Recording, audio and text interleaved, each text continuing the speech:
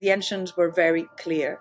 Philosophy is a path of love, philo, fire, igniting the inner fire of spirit, and ileo, enveloping life, whose motion is called love. So for the ancient Greeks, episteme, science, and philosophia, spirituality, were not two different things. And mind's way to approach the nature of the world, which is divine, is called science. The heart's way, it's called mysticism. And our spirit's way, it's called philosophy or spirituality. So very nice to meet you. Thank you for your invitation. Yeah, thanks for accepting. I've been very excited to speak with you. And we have a mutual friend, I guess, in Jessica Cornier. You were working with her as part of the Galileo Commission, is that right? Yes, we've been working together now for, I think, 4 years or 5 years or so. So yeah, she's a dear friend and colleague. I love her very much. And you're up some Greek mountain now?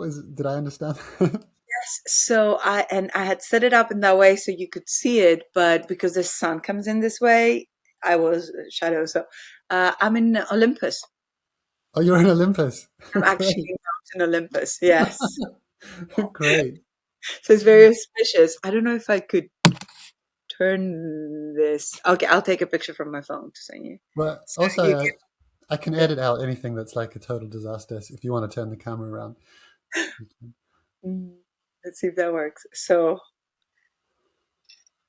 I just sent you a picture of what's on my right hand side. Great. Yeah.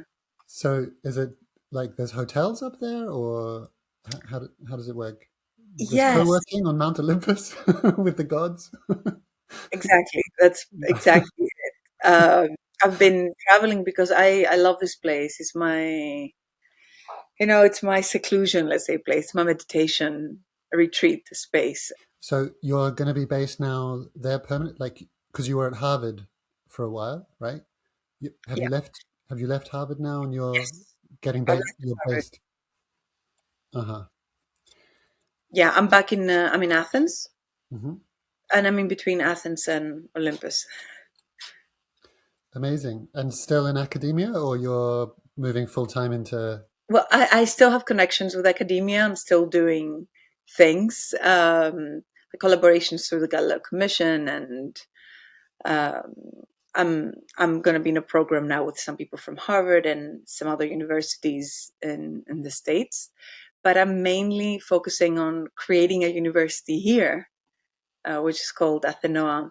Uh, right now, it's called Athenoa Academy for Hellenic Wisdom, and I'm working to make this more of an institution in the sense that we can start teaching all other aspects of Hellenic wisdom and science from a holistic, non-materialistic point of view. So I've been putting all my energy into the school, into this academy, which is now running and it's growing. So that's it's my new academia. It's an academy, so it's academia, I guess. But of a different kind. Yeah. I Yeah. realize sometimes maybe these conversations are weird because I've heard, I think, two podcasts and seen one of your lectures, so I feel like I know you a little bit, but probably you don't know me at all. So, uh, but what I heard, I was just immediately excited by. Someone had recommended you ages ago because I help run Bernardo Kastrup's membership program and curate guests to come occasionally, as well as do this podcast and stuff in London.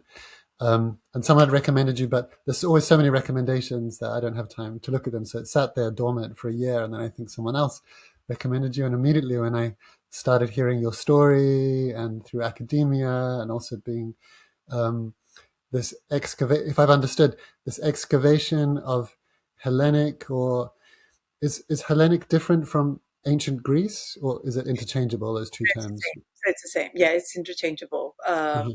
Just the only difference being that Greeks is like one tribe of Hellenes, and for some reason Oh, the world calls us Greeks, but we ourselves in Greece call ourselves Hellenic. So Ελλάδα, Hellas. that becomes H in English. So yeah, Hellenic. So it's funny that there are these two terms. I think it's very telling of the situation on a deeper spiritual and socio-political level in Greece. So that's why I'm trying to use the word Hellenic more than Greek, but essentially, they refer to the same thing. Okay, great. So, well, I'll try and adapt to that, and everyone will know we're talking about what we, English-speaking world, probably think of as ancient Greek philosophy, but we can go back to the original terms of Hellenic philosophy that you're reintroducing to the world as a path to self-realization. And I imagine most people think of it as very abstract, arguing about concepts, being very much in the mind, not necessarily of much practical use. And certainly it was a surprise to me to hear how many links you found between this and, say, non-dual paths or spiritual paths in the East. So it would be a recap for me, but maybe just for anyone listening that isn't familiar with you already, do you want to say a little bit about how you discovered that and why it's so alive for you? Sure. So, I was born and grew up in Greece, and I always had this connection with Greek mythology and civilization, and I come from a family of academics, so I had the opportunity to receive a very, let's say, all-round education. And for us growing up in Greece, it's quite a delicate historical position because we grow up imbued with the energy of this great luminous civilization, right? We visit the ancient sites, we learn about Euripides and Sophocles and the ancient tragedies and all these philosophers, Plato, Aristotle. And although it's a tradition so intimate, at the same time, it's so distant because for historical reasons that we may get into, because here there's also an important cultural and social issue involved. For some reason, also we're also far away from that tradition in the sense that we're not allowed to operate the temples as living spaces of knowledge and ritual and spirituality. We're not allowed to delve deeper into mythology as what it is, which is theology. It's initiation, mio, into theology, which together brings the two words as mythology, myotheology. It's Oh, wow. initiate, initiating into theology through the powerful language of symbols and representations that is the language of the human soul, of the human psyche. And so, in a way, I was always connected with that spirit, but still in modern Greece, that is still coming out of basically 18 centuries of disconnection from its origins, historically speaking. I did not have the opportunity to approach it as a living path. And so I went off to England to study politics, philosophy, and economics at first, and then just focus on philosophy. And there, studying my own tradition abroad, which is quite ironic in a way that I had to go abroad to receive a better education that matters than in my country. I started delving deeper and being able to study the tradition from the ancient text. I was reading with my own eyes about concepts and ideas that far transcended the scope of analysis that was offered by universities themselves. Uh, for example, all these ideas about how cosmology influences politics, all those notions about how the essence of life and philosophy is to know thyself and turn the eye of the soul within to explore its own nature of being. And then, of course, going back to the pre-Socratics, all those mentions of mystics such as Empedocles or Pythagoras or Parmenides having this extra natural, let's say, this transcendental experiences and coming in contact with spirits of the sun and of the earth and of the cosmos. All those narratives that I could read about in the ancient texts were not touched upon in academia. We're not given space of exploration they were just treated as ideas and concepts to be analyzed, and then explore what other scholars in the history of scholarship had to say about them. But no one led us to the essence of those teachings, and even the content of those ideas that transcended just the rational reductionist mental analysis.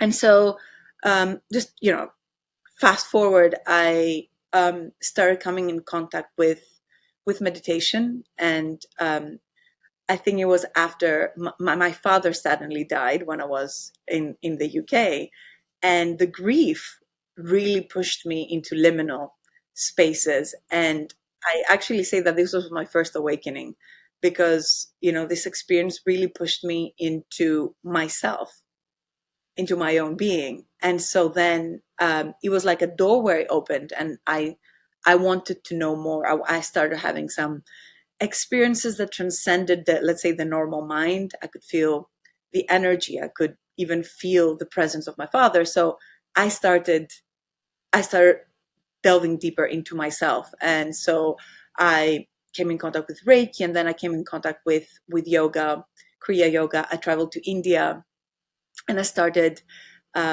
becoming initiated into these traditions. And so I incorporated meditational and embodied spiritual practice into my life. That was very early on, in my early 20s. And so I was kind of living a double life. So I was going to university, studying for, let's say, my MPhil, DPhil, and at the same time doing spiritual practice, meditating for many hours, like dozens of hours every day. And so the more I came in contact with the breath and the body and consciousness through meditation, I would take that clarity and study for university. And what happened there was like almost an alchemical process, that as I was studying the text with this sense of kind of more cleansed, but let's say greater clarity of consciousness, the text started to become alive. The text started to overflow with life.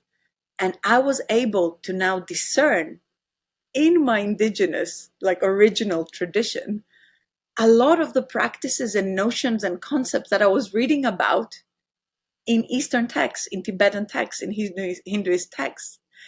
And as this process matured and deepened, I realized that I had all the toolkits where I started from.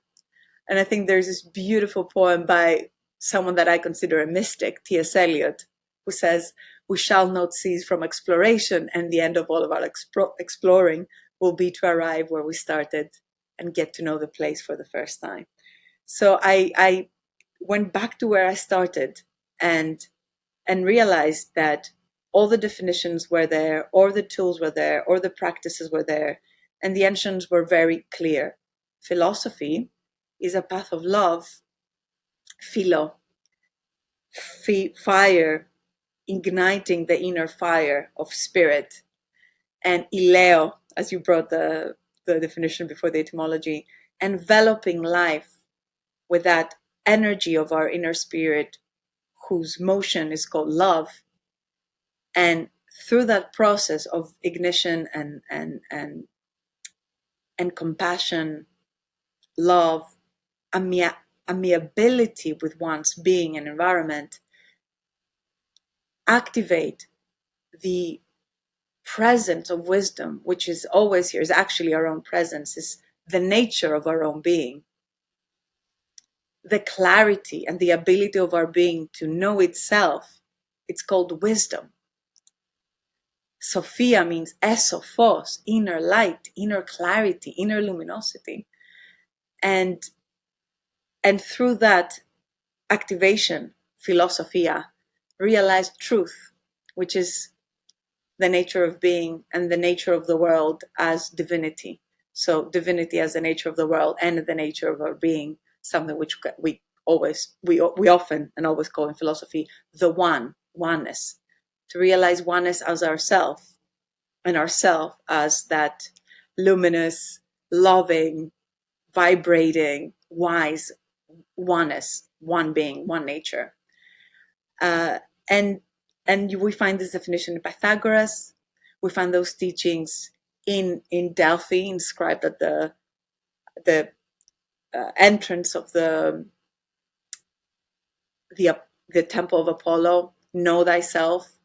And then when we read the stories of all those mystics, Socrates, Plato, Pythagoras, Proclus, Marcus Aurelius, if we go to the tradition, after Christ, we see that this was a tradition that has as its purpose the realization of our being and the realization of the nature of our being as God, as divinity. And then the leading of life, the dancing of life, enjoying life and creating life and in life through that realization of our nature. And that is what led the tradition to create art and music and temples and drama and art, all those arts that were basically the flourishing, the blossoming of that light and that deeper holistic and spiritual understanding. And just to wrap up, because I know that I get excited and speak long about those matters when I'm asked, a point that we can perhaps explore later is that the path that the Hellenes, and this is what truly fascinates me, the path that the Hellenes invented for knowing themselves and the world as that divine creation of that one same nature, which was called with divinity, agape, love, philotita, wisdom, Sophia, is called episteme or science. So for the ancient Greeks, episteme, science, and philosophia, spirituality, were not two different things. Scientific exploration was the way to realizing the divinity of ourselves and of the cosmos, because it can't be separate. It can't be separate. To know the world through scientific exploration means to know God's mind and God's nature and God's body and God's being.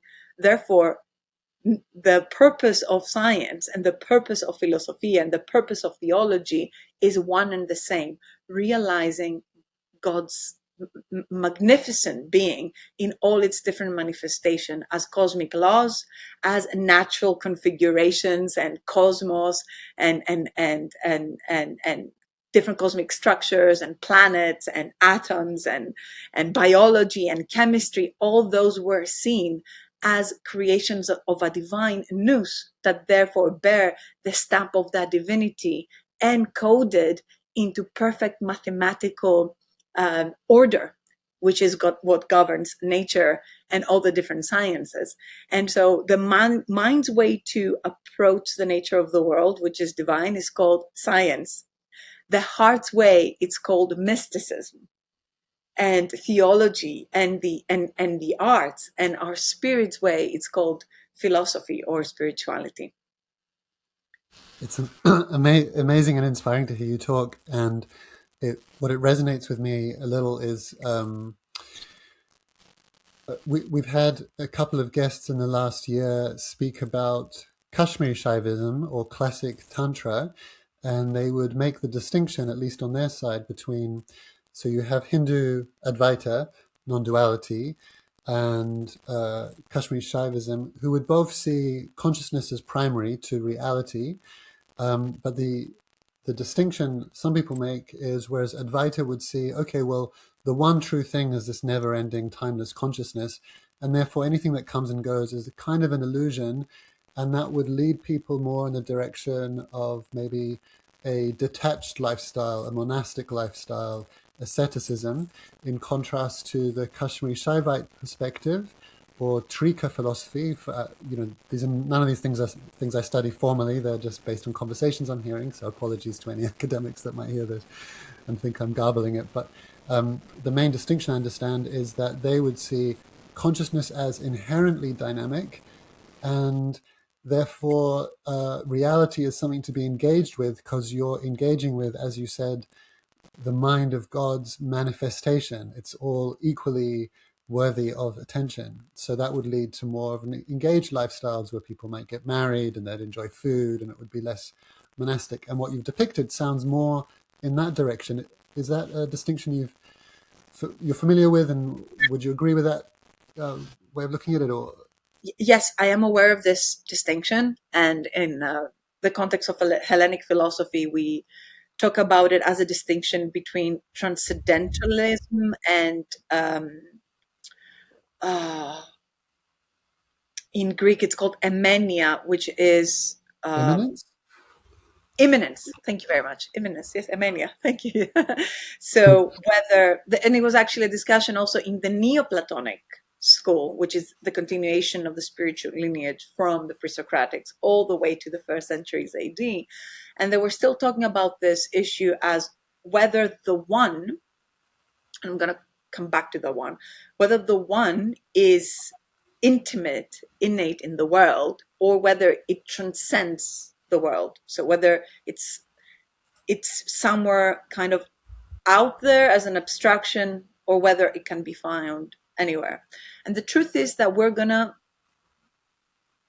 find in ancient authors, and I'm gonna focus more on Pythagoras, Socrates, Plato, and the Neoplatonics. And I'm going to include the Stoics here as well, because essentially it's one tradition with many branches, as we find in, very well in the East, and the different Tibetan schools and the different Hindu schools.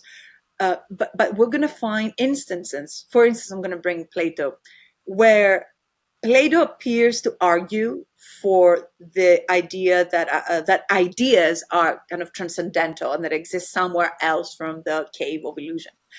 And then, if you study Plato close enough and thoroughly enough, you're going to find other instances.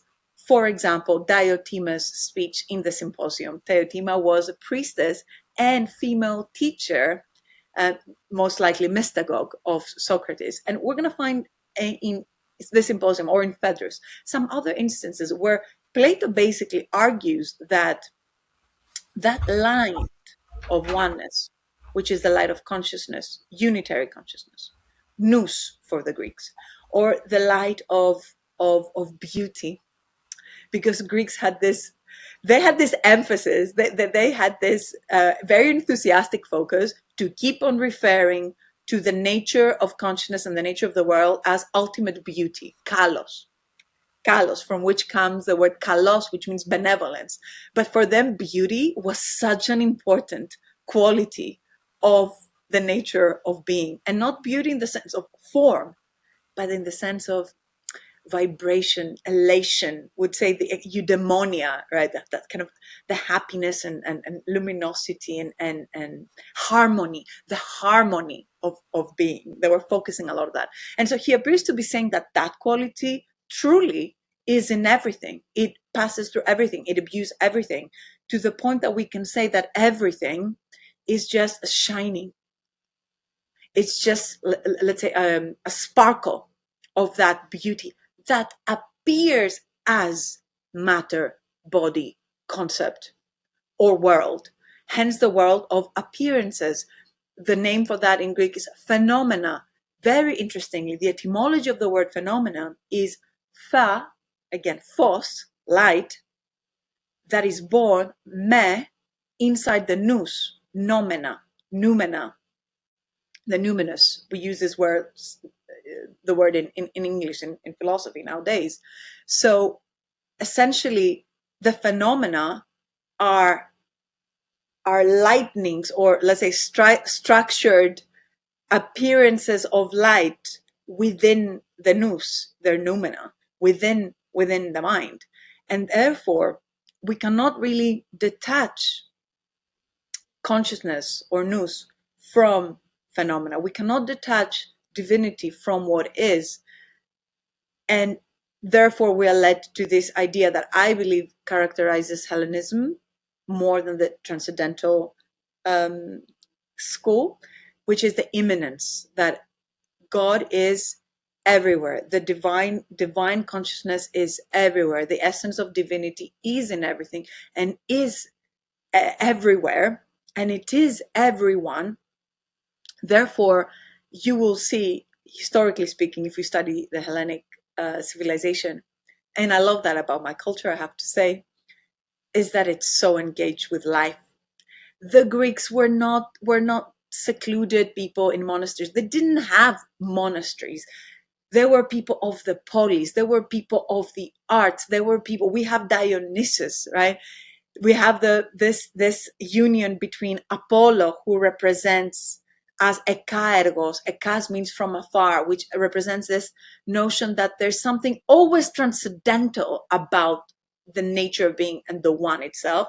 But at the same time, Apollo dances and shakes hands in Delphi with Dionysius, which is the god incarnate, which is the son of God, that Dionys, nous that comes to play in duality. The non-duality of Apollo is united with the duality of God that incarnates in life to play and lead the festivals and lead all the theatrical plays that basically represent our own lives and all the roles we play in life, right? And they shake hands and they're in unity. So duality and non-duality are in unison in the way this tradition thinks about it. And hence you'll see that all the ancient mystics, even the ones that spend a lot of time in seclusion, for instance, Pythagoras, almost 45 years, as an esoteric student in the pyramids in Egypt or in Babylon, or traveling in different sacred areas such as Olympus or Elefsina, or some say he even reached Tibet. He came back to Greece and created a school that prepared people to be the politicians of his time. He married one of his students, Theano. He had children. Most of them were female. There were women that then led his school. So for the Hellenic culture and spirituality, it was very important to bring that view and that realization into life. And hence we have the birth of political philosophy, which was the attempt of Pythagoras and Socrates and Plato in the anthropocentric turn, as we call it in philosophy, to bring all those teachings and all these higher realizations into forms, into creations, and into structures that can inspire our lives and even translate into inspired political regimes. Plato has been so much misunderstood about what he offered. That's why I teach the Republic almost every year, because what he presents there is precisely this vision of realizing the one and the essence of divinity, even through our social and political structures. Wow. And was there a notion, you know how in the East there might be a notion of someone being enlightened or moksha or liberated or realized, or I don't know much about the church, but there's, I guess, some people are considered saints or in some way having recognized some kind of gnosis. Was there a word or a term for that? Was there was that distinction made of like, oh, that person's, they've got it, whatever it is? Sure, of course. I think the one term would be to be enegregorsi, so the ones that are awake, the ones that Awake. are Oh, awake. wow. And in vigilance. So, for instance, Heraclitus says, "To those that are asleep, the world seems as many worlds. Each is absorbed into their own little world. But tis egregororsi, o cosmos είναι ένας και κοινός. For those that are awake, the world is one and the same." And we find this term very often being used, those that are awake. Hmm. Another term that they use is philosopher or Hmm. mystic. Mystic being the one who detaches from the content of their sense perceptions. It actually means close one's eyes and one's ears. And we find the same imagery in Buddhism. I'm sure you have seen the Buddhas that close the ears, that close the eyes, that close the mouth, right? They even sell I them now as haven't. Okay. okay, as Yeah, great. decorative uh, relics.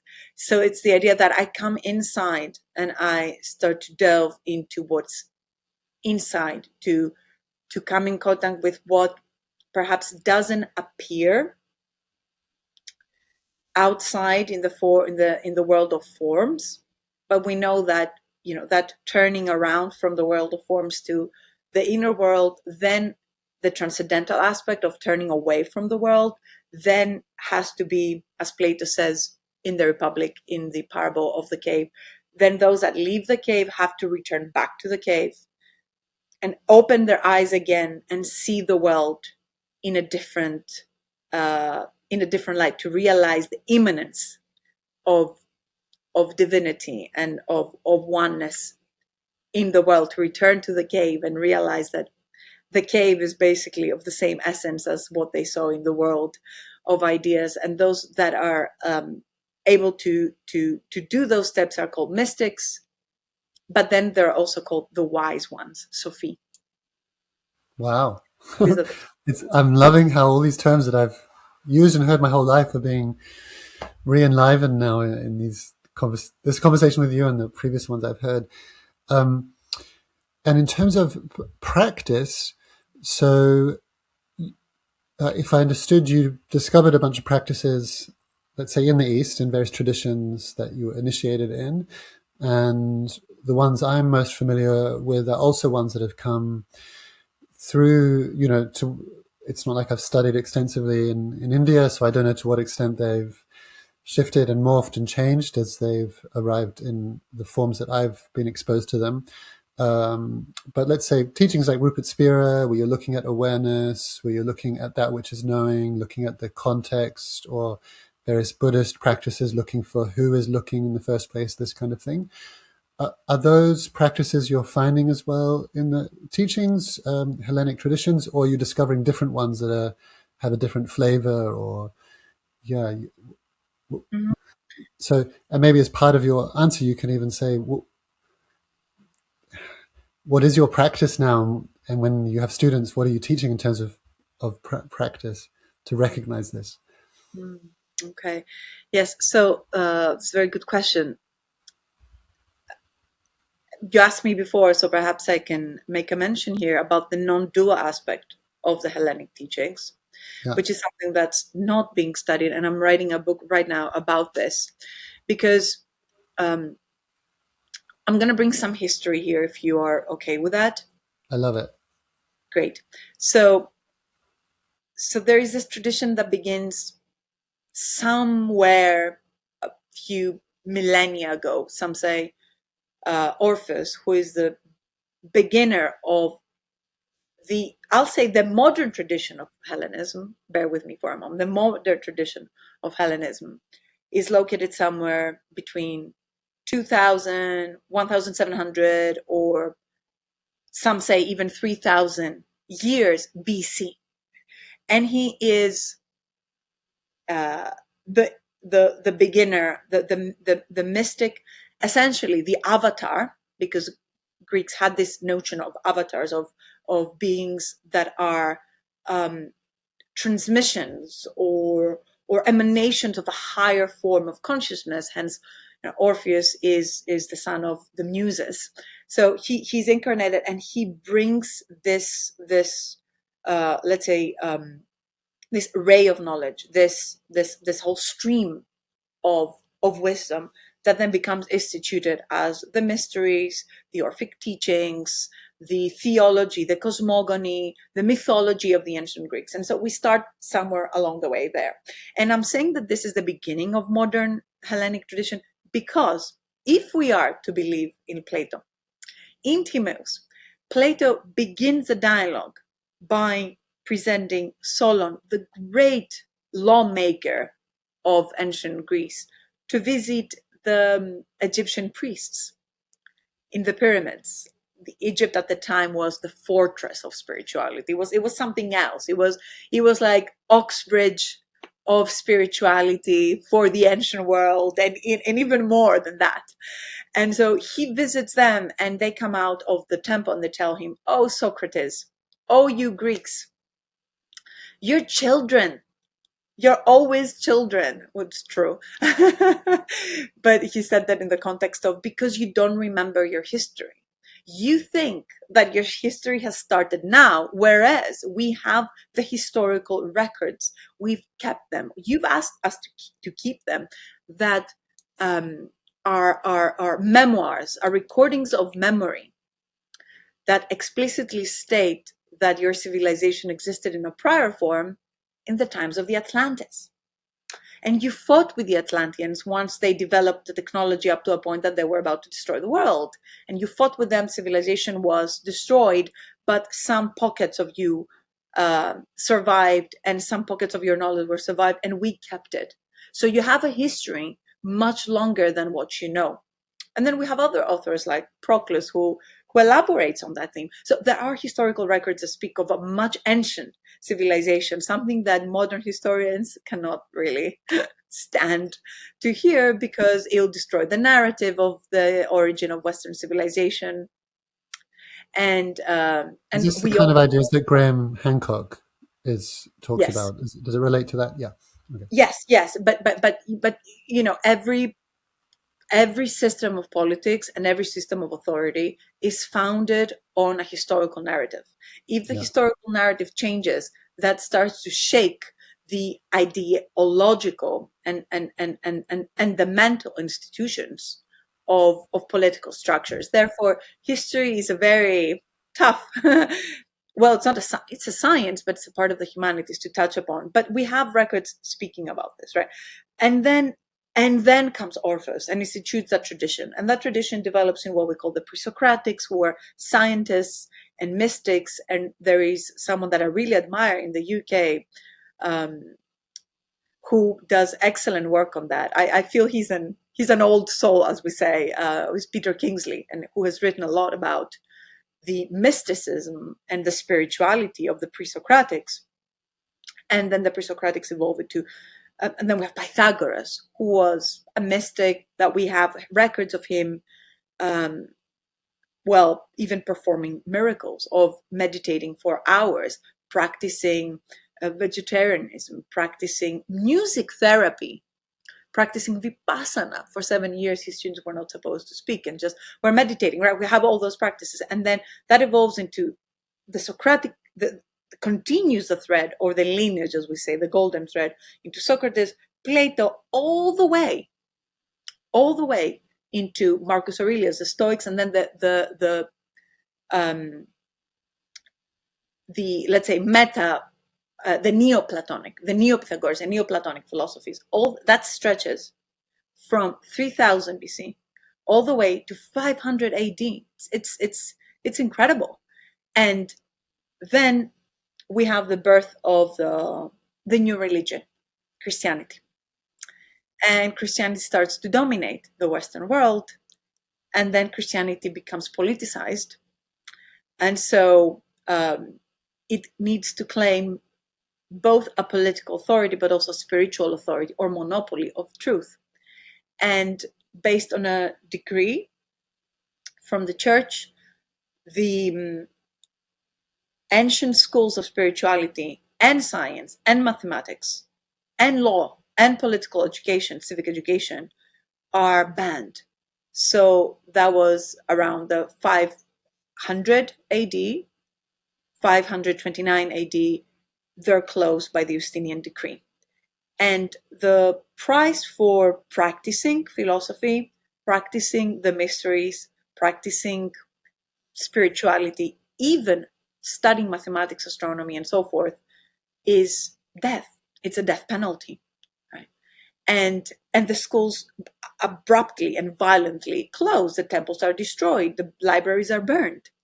So we have to understand that all the tradition stretches all the time, but after the 5th century AD, with this major destruction of the civilization, some of the papyri, some of that ancient knowledge is kept in the libraries, in the monasteries. Some are kept in Babylon, or especially the Arabs did a great job to safeguard this knowledge in the papyri. So much has been lost, but a lot of it has survived. And it starts to being studied by, mainly in the Western world, monastics, like Christian priests, in the libraries of the different monasteries. So what happens at the time was that, um,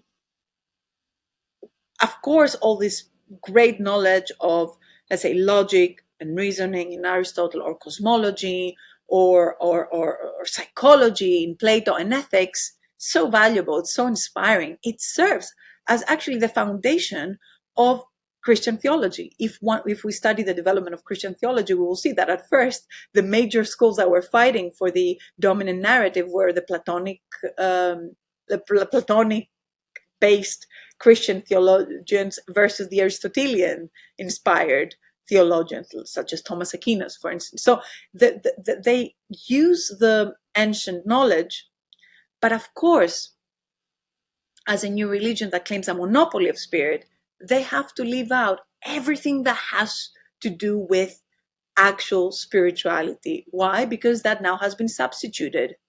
It has been substituted by the word of Christ and the word of the apostles. So anything that provides an alternative path, an alternative spiritual practice to knowing oneself or to uniting with God, has to be dismantled, has to be erased, has to be burned, or has to be underplayed. Therefore, we inherit now a corpus of beautiful, like, literature that is dissected in a Frankensteinian way almost. And although we get a lot of teachings, we don't get a lot of practices having survived. And I don't want to blame Christianity for that. I have respect for all traditions, and in all traditions we can find the same core of truth, the same essence from its inspired mystics. But historically speaking, this has been the fact. It has been what happened, and therefore we inherit now a tradition that is deprived of the practices in self.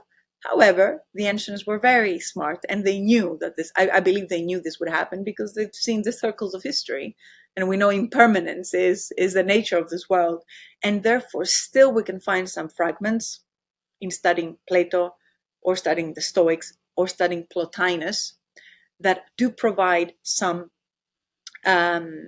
meditations. And a lot of the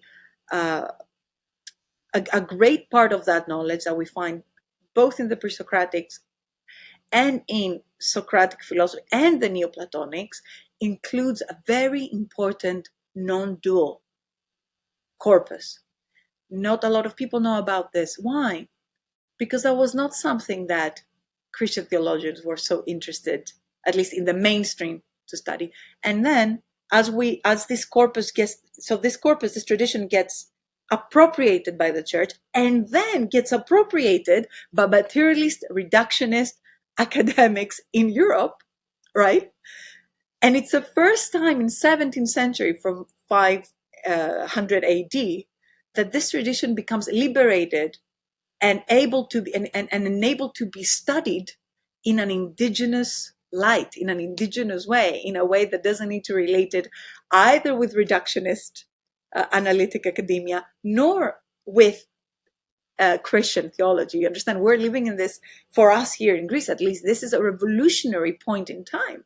It's an emancipation, I'd say. It's a liberation after 17 centuries. And so the non-dual aspect was not studied by Christian theologians, but it wasn't studied by so much, at least to say, by modern universities, because of course it transcends the narrow limits of the dual analytical reductionist mind.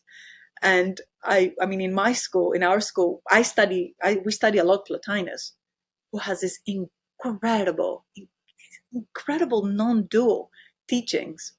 But if one has not tried to approach this experientially, if they don't accompany, if they don't marry, they don't combine reading, analytical reading, with embodied practice and knowing oneself through the mind's eye, then those teachings are impossible to read. So I understand why they've been left out, because you cannot understand it by the dual mind.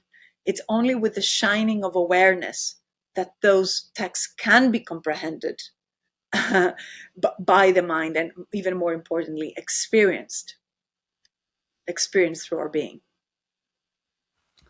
And now you said you just finished running a retreat, is that right? Yes.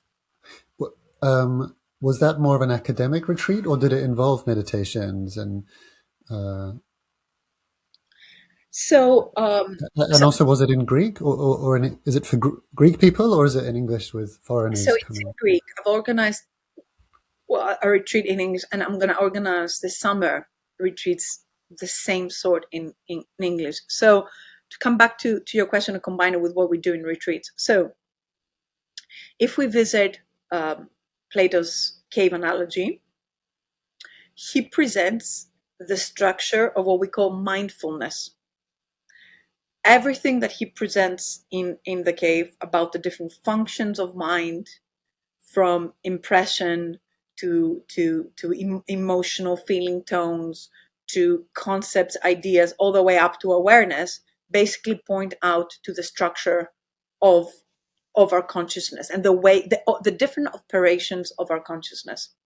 So the way and my work in Greece right now is to take those texts and extract the structures that can guide the creation of embodied spiritual practices. In themselves, the practices are few that are left because of reasons that I explained before, the dissection that happened, the amputation, let's say, that happened in the text. Some have survived. So my work is to take the ones that have survived, that have to do with studying one's own mind, focusing on one's own, studying the nature of one's consciousness and awareness, turning within.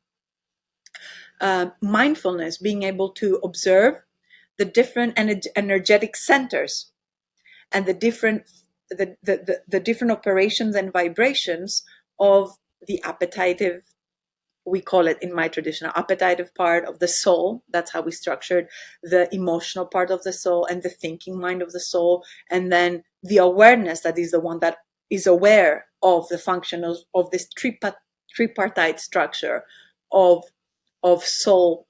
I'll come back to that word, that is described in the ancient text. So basically, I'm taking the theory and I'm trying to make it accessible through self-focused, self-aware meditational practice. So essentially, it's a combination of both, combination of ancient texts and, well, new inventive ways of making them meditative, embodied, and self-realizing. I every time the practice that come are I'm not following a strict academic style corpus. Every time the meditations can be different, can be new, because they're inspired by the present moment. So I'm opening to, as we call it in my tradition, the sea of awareness. And every time the meditation that arises is the one that is fitting to the people, to the moment, to the place. Of course, they're informed by many years of practice, but also the ancient corpus. But in Greek, the word noisis, which truly means awareness, consciousness, it means etymologically neu esis, urge and flow esis, right? You see, you hear the words like flow esis, to the new, neo. So awareness is always new. Consciousness is always new.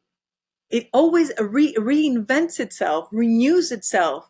So it cannot be same in every same moment, although it is the same in terms of it has a stable nature.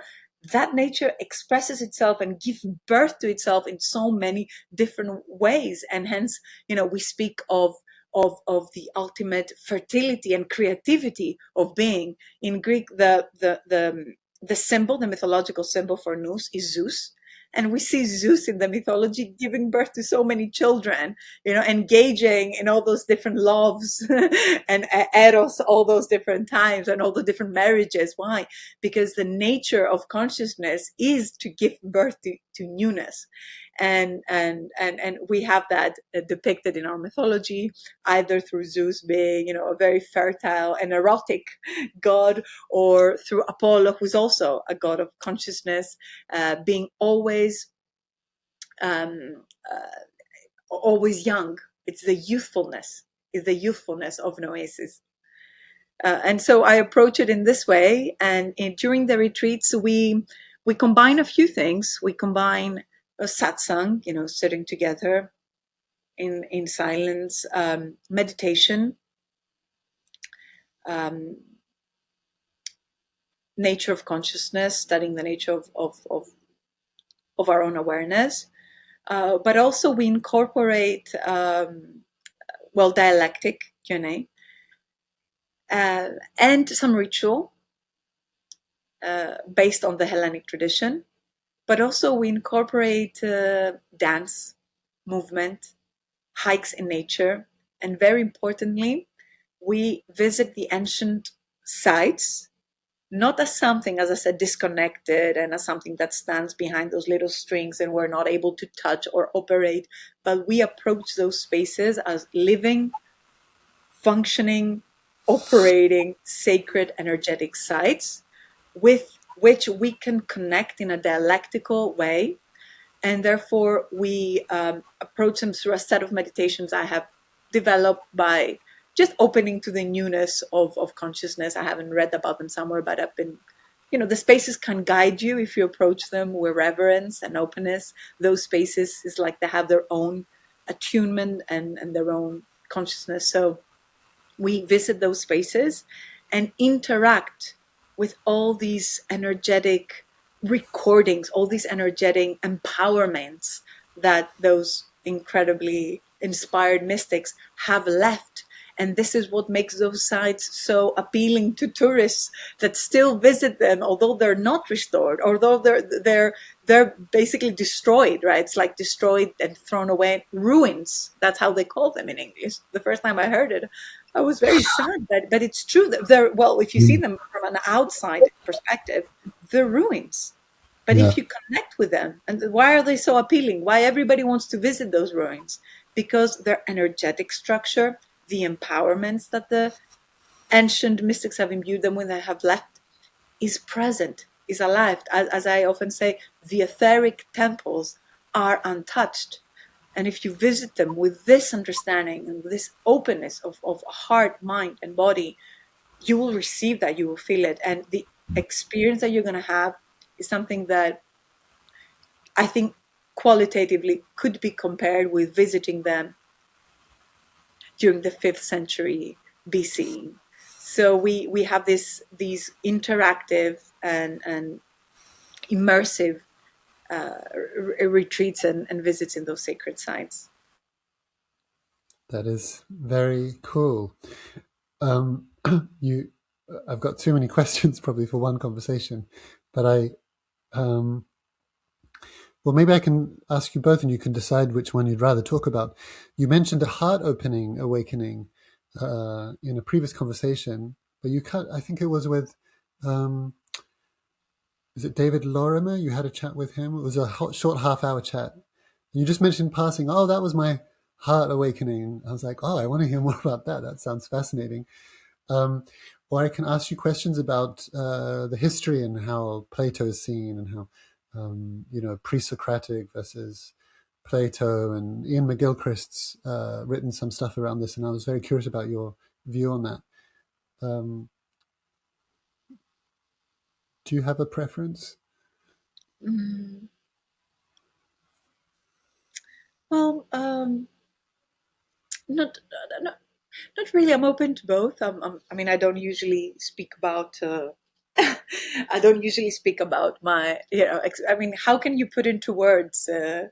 Experiences of that sort, such as awakening of the heart.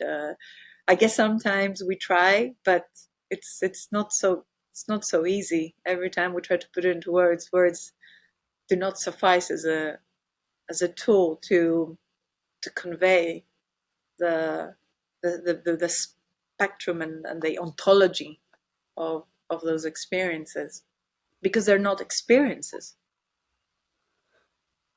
They're not experiences.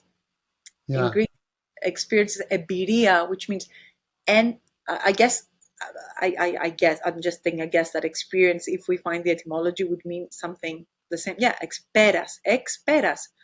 It's from peras, from the finite.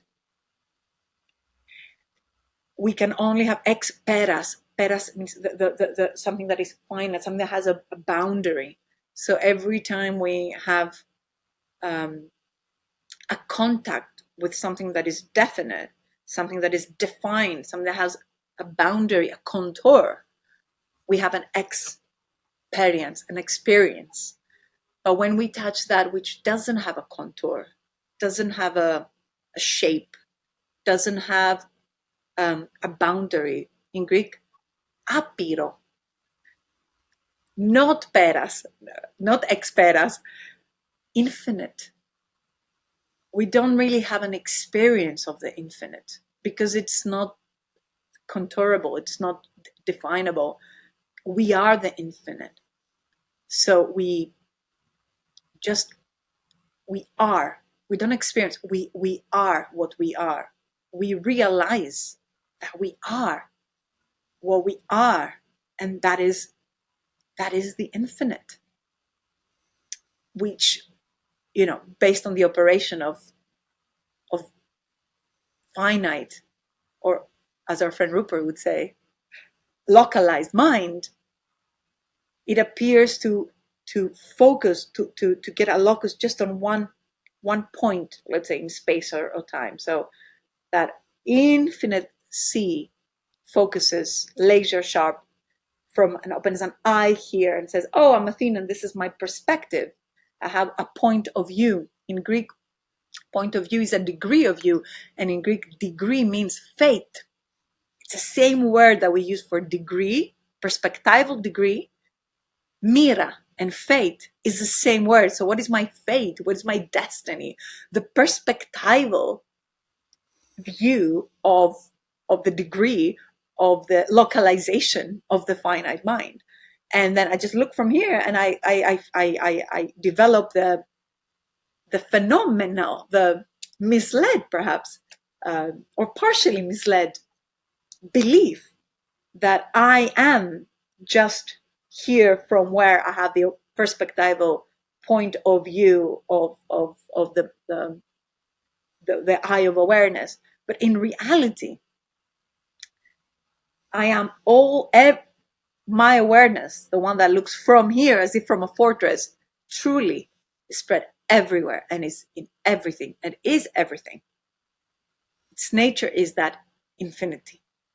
And the fact that it localizes through a little swirl, let's say, or for us Greeks, hestia, which means localization, which is the deity of Olympus, right? Vesta it holds the light in a specific point to be able to have that human experience or to see itself from a specific point of view, is when that opens up to the whole. It's not really that, it's not an experience, but it's more of a return of a homecoming. Odysseus returning to Ithaca, that's what it is.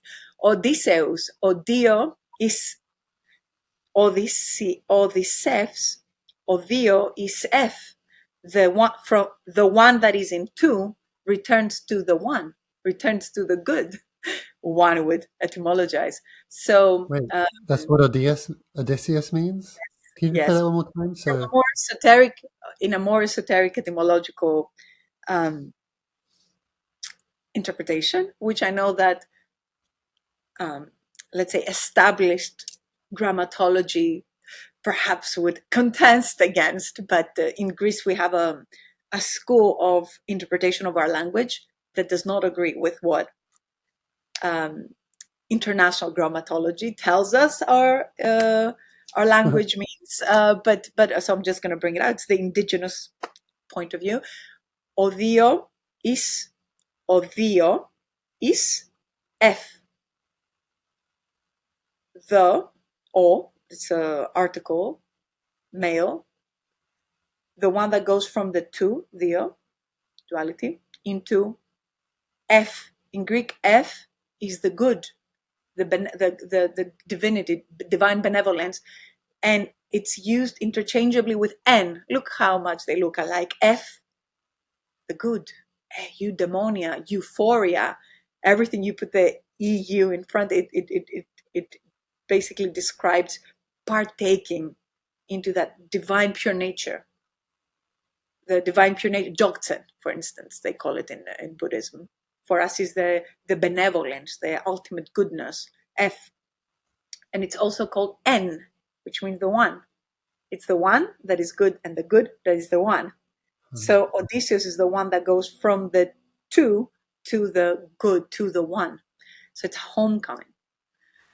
And so if, I can describe it now this way, and oftentimes it's referred to the tradition as the death, right? The death of the belief that I am that I am just that localization.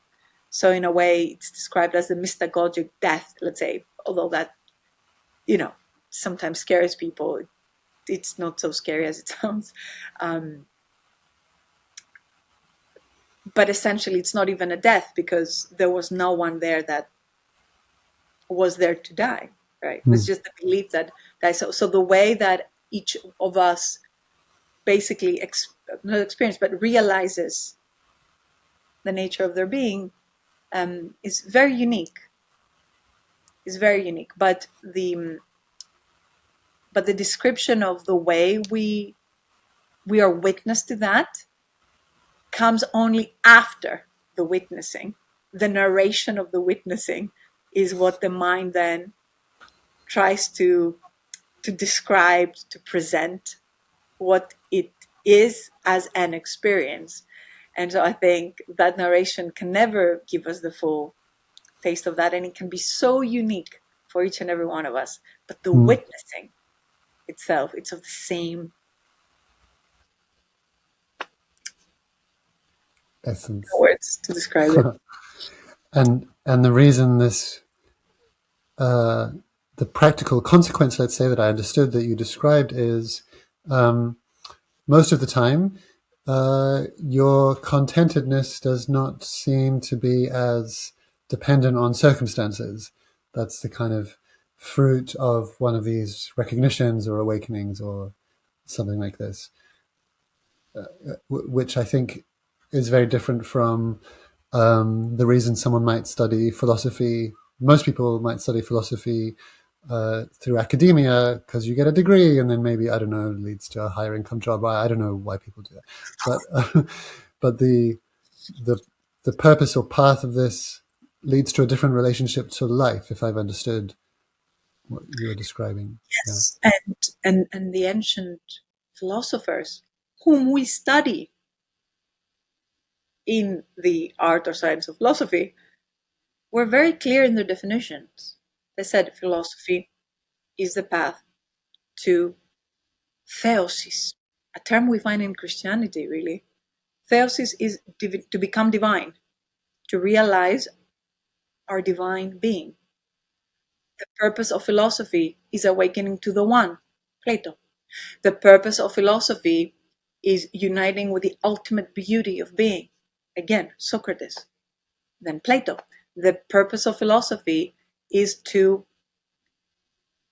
unite Tantra with truth and to be ignited. The purpose of philosophy is to be set on fire, Pyraktosis. The purpose of philosophy is to be free, to be liberated. And the purpose of philosophy is eudaimonia, which means lasting happiness, not ευτυχία. In Greek we have two words. Happiness as ευτυχία, which means good fortune. You know, when, what you said, when circumstances are well, oh, we do well in work, we do well in relationships, we do well in income. You know, the circumstances are good, and therefore we're happy. But that's not the type of happiness that the ancients speak about, or Aristotle says is the very purpose of human existence. It's what we tend towards. It's our entelechy. So because you know, we say that fortune is circular, right?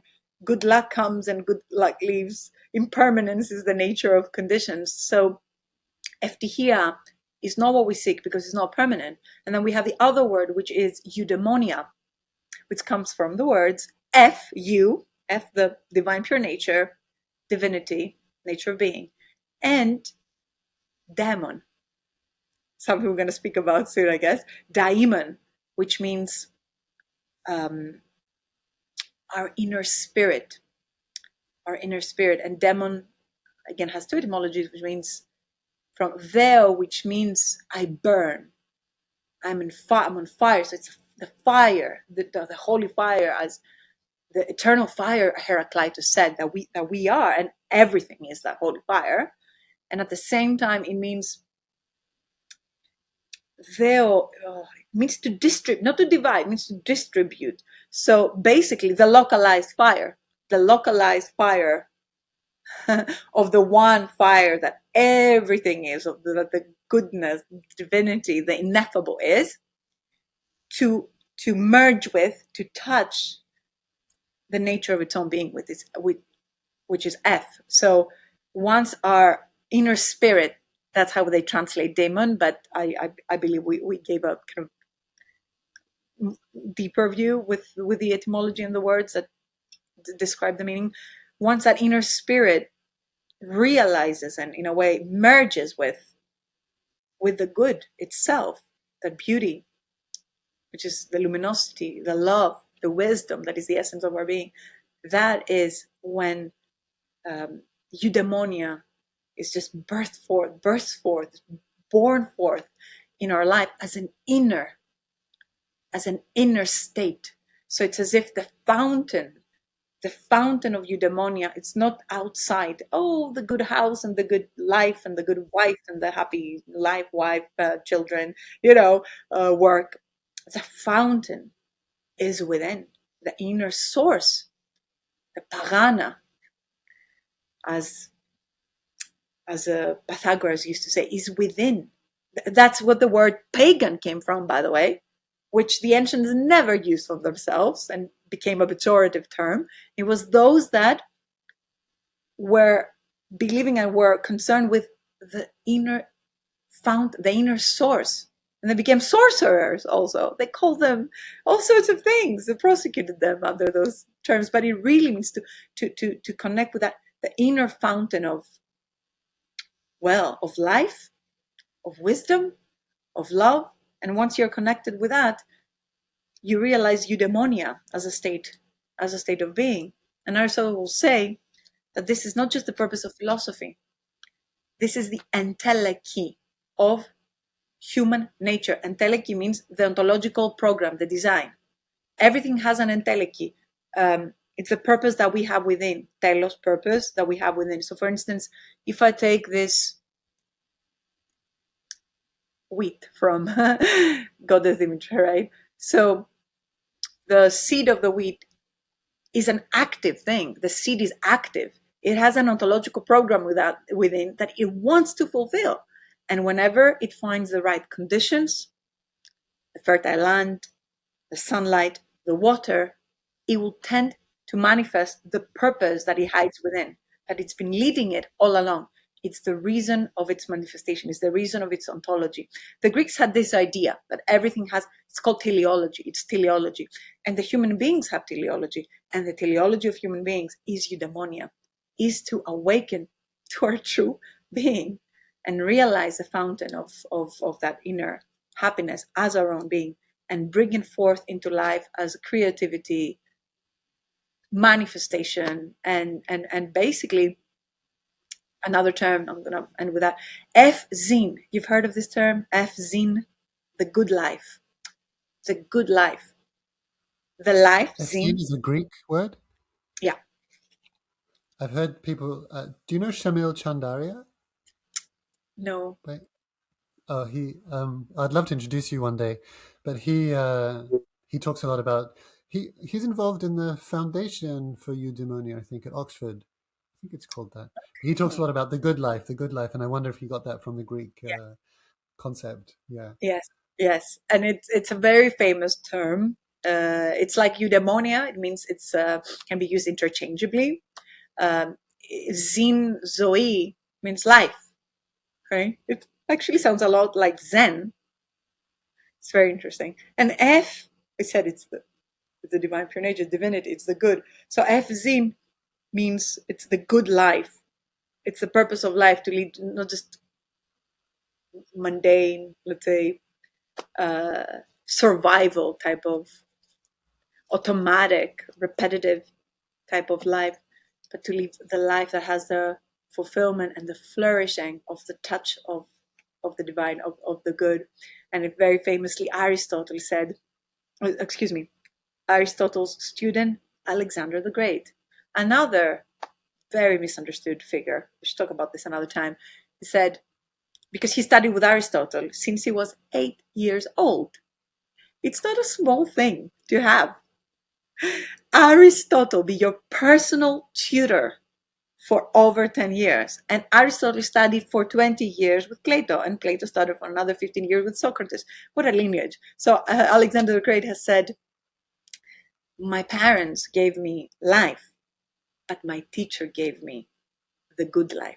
Ionismo, my parents gave me zin, but my teachers gave me f-zin. Well, Aristotle showed him, pointed the good life to him, the life that is in harmony with the realization of one's nature. What's exciting to me about this is that I feel like you're doing two things, or at least this is what I understand or receive from you. Because, like I said, I've been very involved in the, let's say, non-dual, as it's come through in the West, those teachings, and I find them intriguing, entrancing, liberating, incredible. But for some people, me included at times, or there's an aspect of it which it can be life denying. And also that it's couched in terms which are very foreign to the culture in which I'm embedded. Now, I'm not like, I don't need everything to be in the language of my own culture, but what's enlivened in me when you describe this is many of the myths and stories and names that I've grown up more familiar with, even though I'm not Greek, obviously, but most people educated in the West will be familiar with these teachers, Socrates, Plato, Aristotle, and some of these terms that have come through in English, and then for you to infuse them with what I'm experiencing as new meaning, but they're, the older original meaning is exciting just to see that reflected in new ways. So that's why I was excited to speak to you, and I'm super grateful for what you're doing and curious to hear more. I'm aware also in terms of how these teachings are interpreted or seen, maybe from a Western lens, one that you might disagree with. I don't know, but are you familiar with Iain McGilchrist's work in his book, The Master and His Emissary, and his left brain, right brain Yes. concept? Mm-hmm. Yes, Yeah, yes, partly so because of the Galileo Commission. because I was reading this book, The Master and His Emissary. Maybe you know it, maybe you disagree with large parts of it. If it's okay, Haven't I'll ask. read it. I have You've read the not, excerpts, so yeah, please tell. to do my best to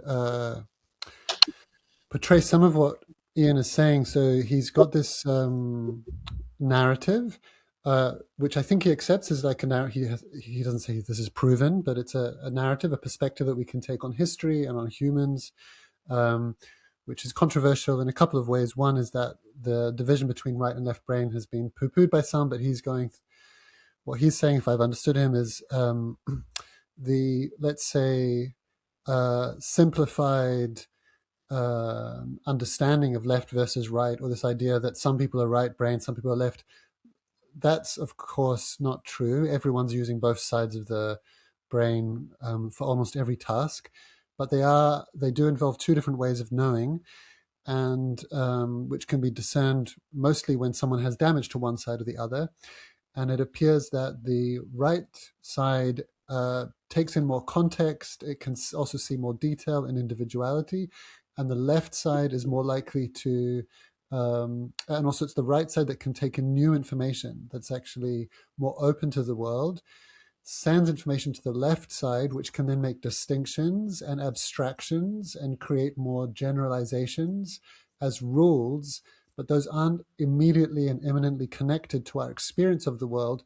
And then ideally, if I've understood him, the information goes back to the right and then becomes this integrated whole again. So they need each other. And his depiction of what happened in Greece and in maybe different parts of the world around, I think, 600, I might get some of these dates wrong, but around, I think, 600 BC, which is depicted in art, because up until then, faces would be quite plain and front-facing and abstract. Suddenly, they would be turning more to their left, which is the visual field that is more associated with the right hemisphere, and also puts the right side of the face on display, which is the more emotive, something like this, and is indicative, according to some research. Is all this, maybe this is useful for anyone else listening, but I'm curious, is all this familiar to you already?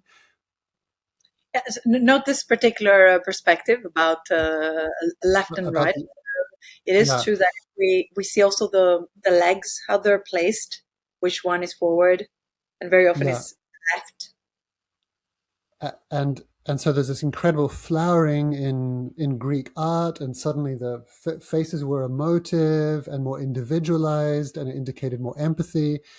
And his view, it was um, a moving forward of both hemispheres together in coordination, which allowed for this incredible flowering of, first of all, more individual rights, but also in the context of politics, whatever. Anyway, it's one chapter that, if even if you don't read the whole book, it's maybe 20 pages. It's kind of incredible and interesting. But this is all leading to the point, and it's not the only writer that I've seen kind of uh, level this accusation, I would say, against Plato and Socrates, and hold the pre-Socratics in much higher esteem in terms of being more mystics. And then with Plato, I think he quotes Nietzsche, or someone is saying, Socrates being the first degenerate. I think Nietzsche is very polemic, I guess. So he's not afraid to use those kind of words, that Socrates would no longer value intuition and was only interested in dialectic and what's rational and what can be reasoned. And this was the beginning of some of what you spoke about, this drive in Western culture away from a more embodied and involved and spiritual relationship, and this kind of divided thing where the church looked after that, but everything else was science, and this artificial division between science and um, a direct relationship with reality and who we are and our partaking in reality. And again, if I've understood Iain, and in the very unlikely event that Iain ever listens to this and thinks that I've misrepresented him, apologies. So this is my understanding of what Iain said, that kind of began there, and we're still recovering from that. We're recovering a way of balancing the hemispheres in this false division that's happened in academia, where academia is not interested in what your heart says and how you want to live these teachings, and science is the science, not in the way you've depicted it, but science in the way of dividing reality up into small little bits and understanding reality through division rather than unity, is the paramount or reigning supreme way of coming to knowledge. So anyway, maybe a lot of that's new to you, but I'd be curious if you've It's come great. across those critiques of Plato and Socrates and post-Socratic philosophers, and if you have a response to that. Do you think So, they've been misunderstood? so I will have to read the chapter by Ian, and then I will be able to comment on that in a more responsible way.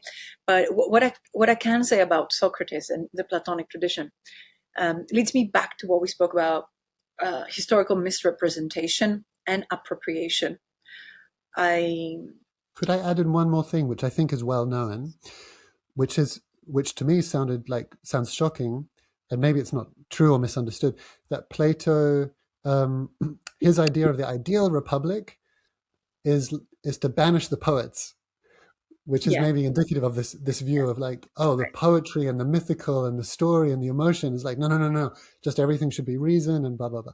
So maybe you could that has never been said, and it's what I say about the Republic. I'm sorry, I may be a bit more passionate about this. I'm also Greek, so please mind that. yeah, um, and my apologies for these are potentially Please, misunderstandings that I've inherited. I'm not a so scholar in any of this, but yeah. I often say, um,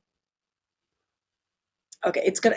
I don't know. It may sound a bit more strict academically, but I've recently said that I'm not going to have a discussion about the Republic with anyone that hasn't read the Republic from cover to cover at least 3 times, because a lot of times it's a very long corpus. It's the biggest text that Plato has written, has so much in it. I often say that it's like the Bible of philosophy. If everything else was lost by the Greek tradition, but we had that left, we have everything. It's like an arc of knowledge.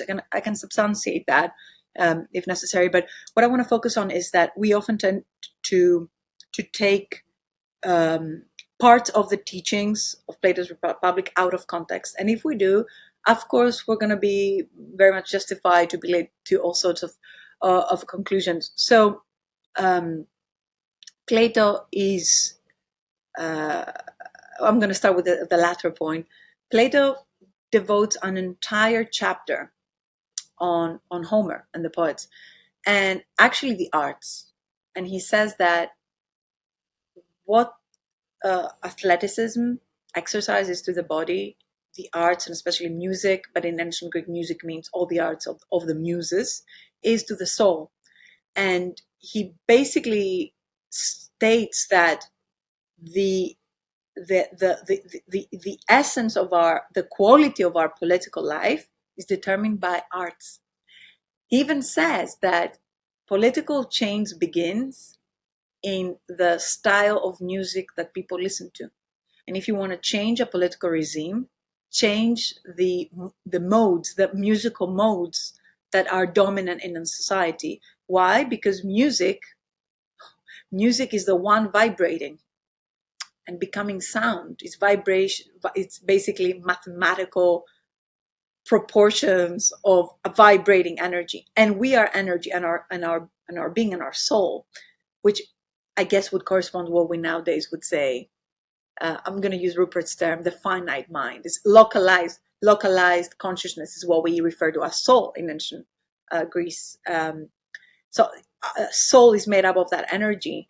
So what can affect soul more than anything else in the world is music. He even says that from our ear we have a secret passage that floods whatever sound comes in into the soul. Hence, what we listening is the most important spiritual act we can do. And what we listen influences our psychology and our vibrational identity more than anything else in the world. Let's not forget the Pythagoras school was called omakoion, which means om, and akoion is to listen, acoustic. Om acoustics. That was the name of the Pythagoras school, om acoustics. And om means together, same. So together we listen, right? So Plato, continuing in my opinion, I think in his opinion too, the Pythagorean school, he places so much importance on music, the art, and the poets. And in ancient Greek, there was no poetry without music, right? It was rhapsody. The poets were singing out their music, and language was so more melodical than nowadays. It was like rhapsody. It wasn't just, oh, oh, we shall not cease from exploration. In the end, it was like, oh, we shall not cease from exploration, right? They were emphasizing, they were bringing musical tunements to the language. So because of that understanding of the importance of vibration into determining the energetic state of the soul, and because of his insight that what we call habits of character, or we call ethos. Ethos, if you anagrammatize it, is theos, which means God. What we call ethos is basically crystallized energetic vibrational patterns of our energy, that we are energy. Consciousness is energy, energy is consciousness. Because he knew that the one thing that has the most impact on our ethos, and therefore our ethics, and therefore our social structures, and therefore our politics, is the vibrational alignments, or the vibrational harmonies or non-harmonies we take from the muses. We take from music, poetry, and so forth. Another note here, I hope I'm not sounding a lot like the movie My Big Fat Greek Wedding, but muses comes from the word misis, usia, essence. They're the ones that give birth. M is the mother, is the birth, that give birth into the essence, that reminds us of the essence, that are the doorways to considering the essence, usia, essence. So because he knew that, he said, music is something that has to come under the legislator's contemplation. We cannot just leave it arbitrary. Like we have laws. We need to live in a society that has certain laws, certain structures that foster and safeguard our connection to the divine. That's the purpose of the Republic. Our alignment with F, divine pure nature. Thus, and then he became a bit strict with especially Homer. We can't just let everything be consumed by our children as stories, as musical modes, modalities. We need to bring knowledge into that as well, and create safe filters for that. And so that's what he proposed. He didn't say we ban poets. He said we ban certain aspects of the way poetry was practiced in his day and age, that he thought cultivated in the minds, especially of the youth, seeds of duality, division, and polarization. That's what, for instance, he said, we need to take out all stories where gods are portrayed to fight with each other, to have jealousy, and to have anger. Why? Because the divine doesn't have those experiences. Homer was not being literal. He creates your stories as analogies to codify certain movements in the ontology, the fabric of ontology and cosmology. But a young child does not understand that Hera's Juno's I'm pronouncing correctly in Latin, Juno's Oh, I have no idea. jealousy towards Zeus. Zeus and right? The couple, Zeus and Hera, right? The couple, and Zeus. No, all right, okay. So when Apollo, when Apollo is angry, right? Apollo can never be angry. What do we mean he's angry? We mean that when we practice certain actions, we bring forth in a karmic way certain reactions that I feel, very full of urge and kind of corrective of our energy, because everything comes with a action and reaction. But to portray Apollo as angry to a young child because you want to codify a greater principle regarding the law of karma is not something that they're going to understand. Therefore, let's take these representations of the divine as fallible out of our poetry, because we don't want to plant that seed in the human mind. Because if the little child hears that a god is justified to be angry, subconsciously they're going to justify to themselves being angry and vindictive and so forth. And we don't want that. We want to cultivate and safeguard the purity of our nature, right? So that's what he says. And then that boils down to, Plato, I'm not saying that you said about you presented something here that's being said, and I've heard it before. Oh, Plato bans the poets. That's not the case. It's far more intricate and delicate than those generalizations. And I know I said too much because I'm just too in love with Plato. So please, please. Yes. Yeah, I feel bad already for No, please. I You feel like did I'm well. criticizing your beloved behind their back, but Okay. who else is going to defend them better than you? So uh, I'd Um, like to also give you that opportunity, and to clear up any what you would consider misunderstandings. And have you heard also this narrative of um, because uh, obviously in the West there, and I've heard different explanations for it, but my understanding from what you've said is that originally, and I imagine this is in many cultures, there wasn't this big divide between how we appreciate dreams and how we appreciate, the speed of things, how things fall to the earth, and how our heart opens up in one case and closes in another. And, it's all this divide between what is science and what isn't science is quite perhaps unique in modern culture. And what gave birth to that? Was it really just Descartes, or was it that moment where the church came in and had to hold certain things in, or did it start with a certain shift um, in philosophy at some point? Do, yeah. Okay, yeah, so I'm just curious if you have a response or opinion, yeah, or to the question that you posed regarding Ian's remark, the way I I another read. way. So you, sorry to interrupt, but I'm just wondering if another way to respond to it is this divide that people make between pre-Socratics and from Socrates onwards. Like, what's the big difference there, if there is one from your perspective? It's a very, very, very good question, and it weaves the previous note you made about Ian's work and remark. So, in my reading, understanding, and experience, dare I say, memory, um,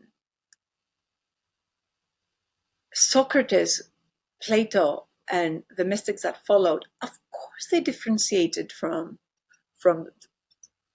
their ancestors, because evolution means differentiation. Therefore, of course, nothing's going to be exactly the same as it is. But I don't agree that there was a movement away from the heart or away from mysticism. There are so many mentions in the ancient literature that definitely show, further to Plato's representation of Socrates in his dialogues, that can be contestable, but well, I think that it is also a valid depiction of Plato, that show how deeply imbued he was in his esotericism and his spiritual connection, in his heart.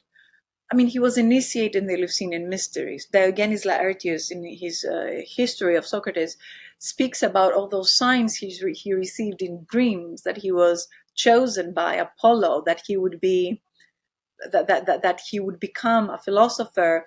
Remember all those figures that we mentioned today, and we know poets, scientists, philosophers, architects.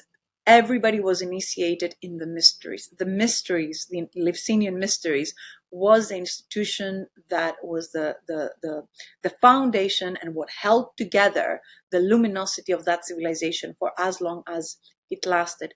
Not to idealize the ancient tradition and say, oh, everybody was this amazing, enlightened human being. Oh, there was no polarization. Oh, all philosophers were perfect. No, of course not. Of course, they had, their life lessons. Of course, we had good and bad and all the polarities that we find in the dream, the video game that we call life. Right? But the establishment was that there was an establishment, the spiritual establishment that was behind the political establishment was still more aligned, or greatly aligned, to oneness and to the the divine, the divine, may I say it so, right? Not in a religious way, in a spiritual way. So Socrates was initiated into the Eleusinian mysteries, and very often we find mentions that, for instance, Socrates was meditating. Socrates learned, he said that his greatest teacher was Diotima, who was a priestess slash shaman living in Arcadia, who was the one that was doing energetic cleansing when the Athenians had the pandemic at the time. And they believed that the only way to solve the pandemic was to cleanse whatever energetic issue or problem had developed on the etheric level of the polis, whatever karmic residue was there. And therefore they were calling off the shamans from Crete or from Arcadia to do those cleansings. And she was the teacher that initiated him into oneness, into the nature of being, and to the nature of love as the only path to awakening. And we have this teaching present to us in the symposium. Also, Socrates is depicted to pray before he delivers the dialogue of the Republic. He prays before he enters the house of Agathon and talks about Eros in the symposium. Right? He closes his eyes, he prays, and then he comes in. Socrates is also presented as staying, because he fought for his country, for his polis, for Athens. In the Battle of Potida, he's presented to stay up all night and meditate, and then do a sun salutation, and then go to the fight that actually helped to defend Athens. So, we have all those examples from his life, from the way he behaved, that show that he was not just an analytical commentator, but he was a deeply initiated mystic who had the non-dual view and was bringing it forth in a new way, because noesis is urged towards the new. So of course he brought a new perspective, and the new perspective brought, and I speak about this in another dialogue I did, and if you want to look into it, was with embodied philosophy on the history of the academy. It was recently published. It's in YouTube. You can watch it for free. He did the so-called anthropocentric turn. So the pre-Socratic mystics, that were basically of the cult of Apollo, were very much into building a strong connection to other dimensions, because Greece has the non-dual path and the progressive path, and this is also what I teach, is both the non-dual view, but also the connection to the progressive nuances leading to that. And for Greeks, a great part of that is contact with other dimensions. We cannot hide it. I'm sorry, I cannot hide it. I cannot say it's only non-dual or it's only analytical. They really believed into expanded states of consciousness, into coming in contact with other forms of being, with angels, with archangels, with luminous beings, with luminous dimensions. The tradition is steeped with those mentions. It would be inaccurate not to mention them. So they were very much into coming in contact with greater states of consciousness, with gods, with Apollo, with invisible priests and priestesses of the universe. That's all in the literature, what I'm saying, right? And Pre-Socrates focused on that, and it was through those experiences that they were revealed the way the cosmos worked, the structure of the five elements. How did they know the geometrical structure of the five elements without a microscope? How did they know the existence of an atom without a microscope? Well, because they had awakened the inner microscope and the inner macroscope.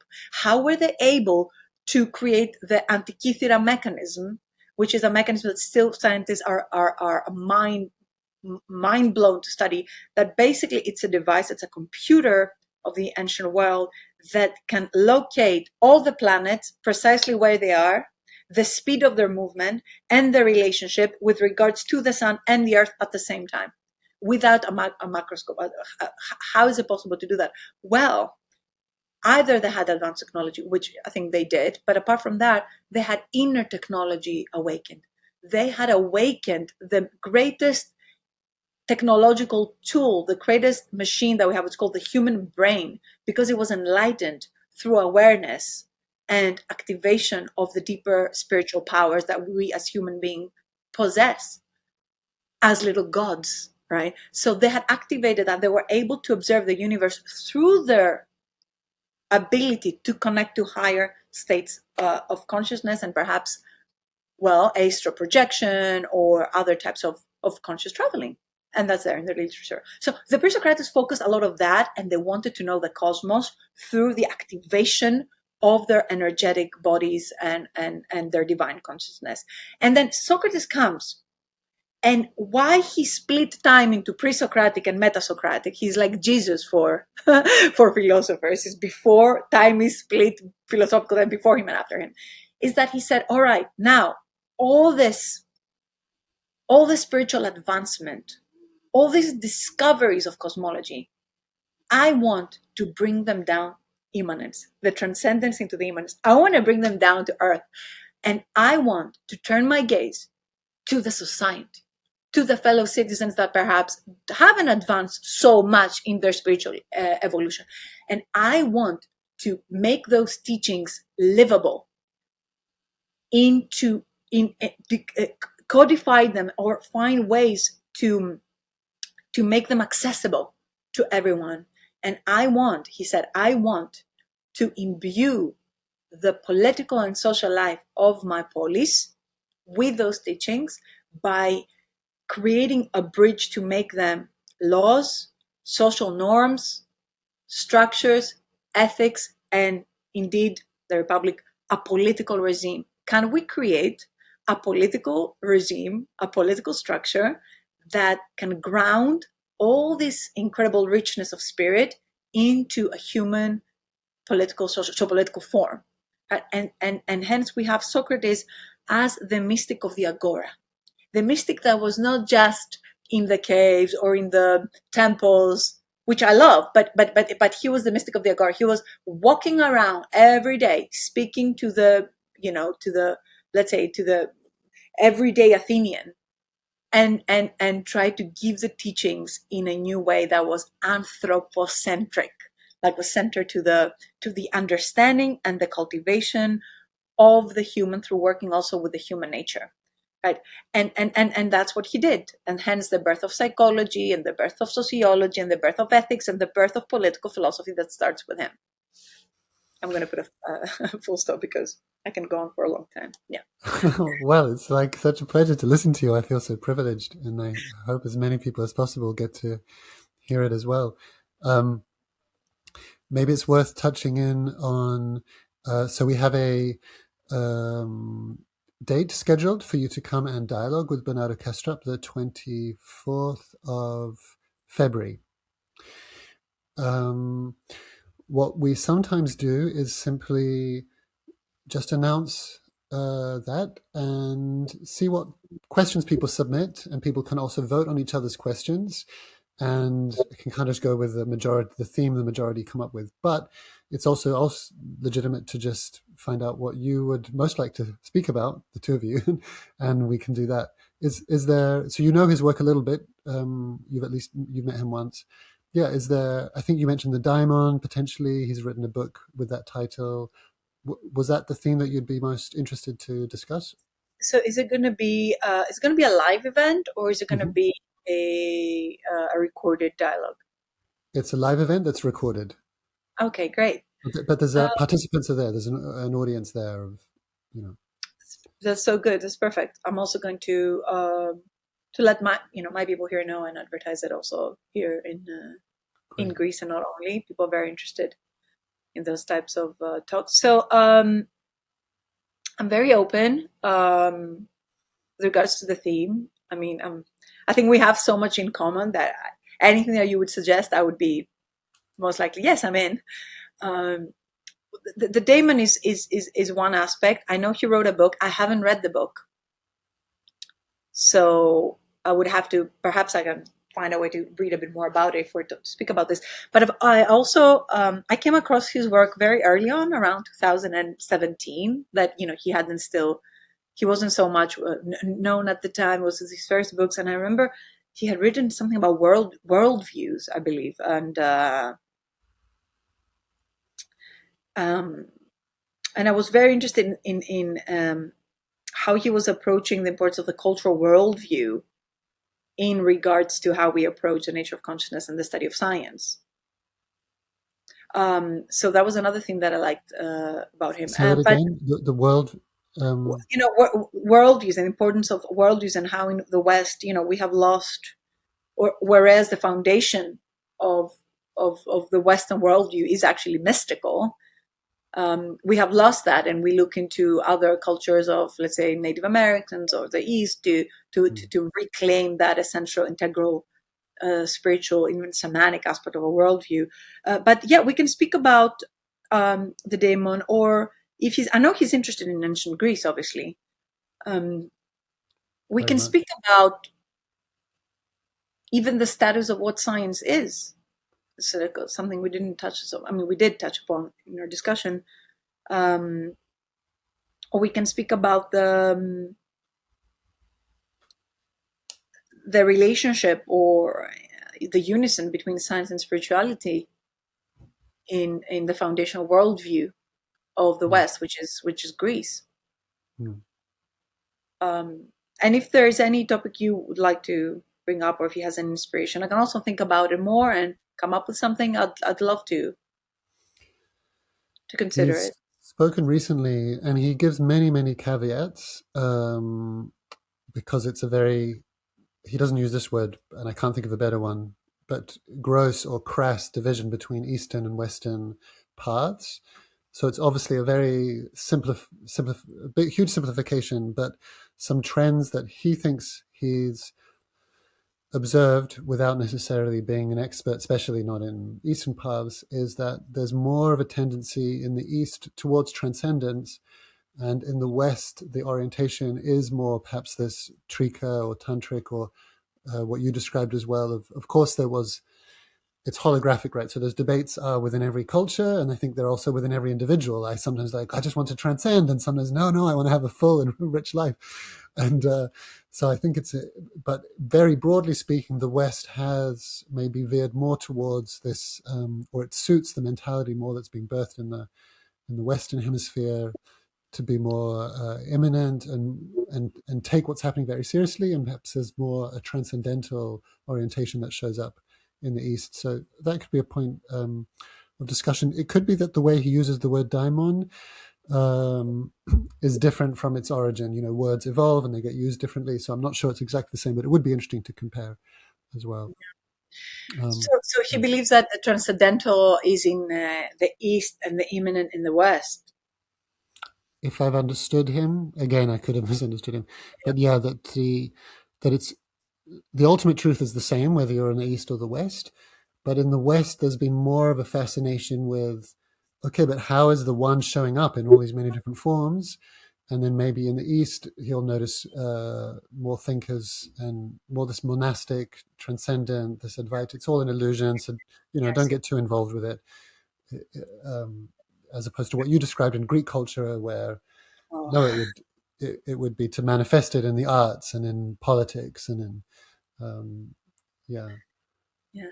Okay, I see. Yes, yes. I guess he's referring to the contemporary West, because I mean, one of the problems of that was what medieval times were. I mean, perhaps they were good for England, but but not for the rest, for most of the rest of Europe. Medieval times was precisely this cut off of God from life, and that started again with the dominance of certain branches of Christian theology that placed God as somewhere outside, exocosmic, outside the world. He's out. Removed. He's not here. He's Yeah. out the world. So if you want to find him, you need to become a monk. You need to go somewhere else. You need to. You need to. And I mean, even Michel Foucault, the sociologist and philosopher, has written a lot about this. You need to denounce your human nature. You need to denounce desires, denounce the body, hide the body. Right? In ancient, in medieval times, they had covers on the ancient statues, the ones that weren't chopped off. When you see chopped off statues, that didn't happen with time. Christians were breaking them, and they were breaking the genitals or covering the breasts and the genitals of the ancient statues, because the body now becomes something demonized, but in the negative sense of even the word demon becomes demonized or something, the pejoratively, marked as bad. So there's this detachment from life. And if you see the ancient statues, that shows a lot about the immanence aspect. The statues celebrate the nudity, celebrate the body, because the body is the temple of divinity, is the organ, it's the tool of divinity, right? So I think that in perhaps nowadays there is the sense of immanence again coming back, but perhaps it's a topic to discuss. But in up to the Enlightenment period, there was this great detachment from the here and now, and even still in certain aspects of that, at least in my country, people believe that the time that you will reach theosis, divination, no, divination also means prophecy, but to realize your divinity will be after Christ comes. Mm. And when Christ comes, that he will resurrect your dead body. With that body, there is no other lifetimes for at least Orthodox Christianity. The same body will be resurrected, and then you will experience theos. There's no way you can do it now. There's no way. Only thing you can do now is be humble enough to lead a life as humble as possible and virtuous as possible, in order one day, in we don't know when, with the second coming, the body will be resurrected. And I am really sorry if you have such a, but when I hear, but actually people believe this literally, that it will happen. They don't see the symbolism or the allegory in this. Therefore, of course, divinity is presented as something transcendentalism in whatever pockets of Christianity see it that way. So I think we have a funny relationship with the divine in the West. I think we are moving towards what Bernardo is saying, but I have this feeling that there's a lot of residue of transcendentalism also right now present in our worldview, and the state of our societies absolutely witness that with the rape of nature and all that. Like, I mean, if nature is God and it's divine and divine is immanent, why do we torture the environment so much? Animals, plants, right? I think there is all those different components. Perhaps there's something to discuss. I'm sure we will agree with Bernardo. Yeah, I feel like you're both so passionate and you might have slightly different perspectives, but I think your conclusions will be very similar, and I'm looking forward to it very much. And then the other thing that I was interested to check in with you was, um, I don't know if you offer online more the practical aspect for a broader public. You said you just done a retreat in Greek, but do you offer anything for a broader public in English, for an international audience interested in, okay, well, how do I access these ancient philosophies and bring them to life in my life through these stories and mystics? Is that something you're doing or would like to be doing?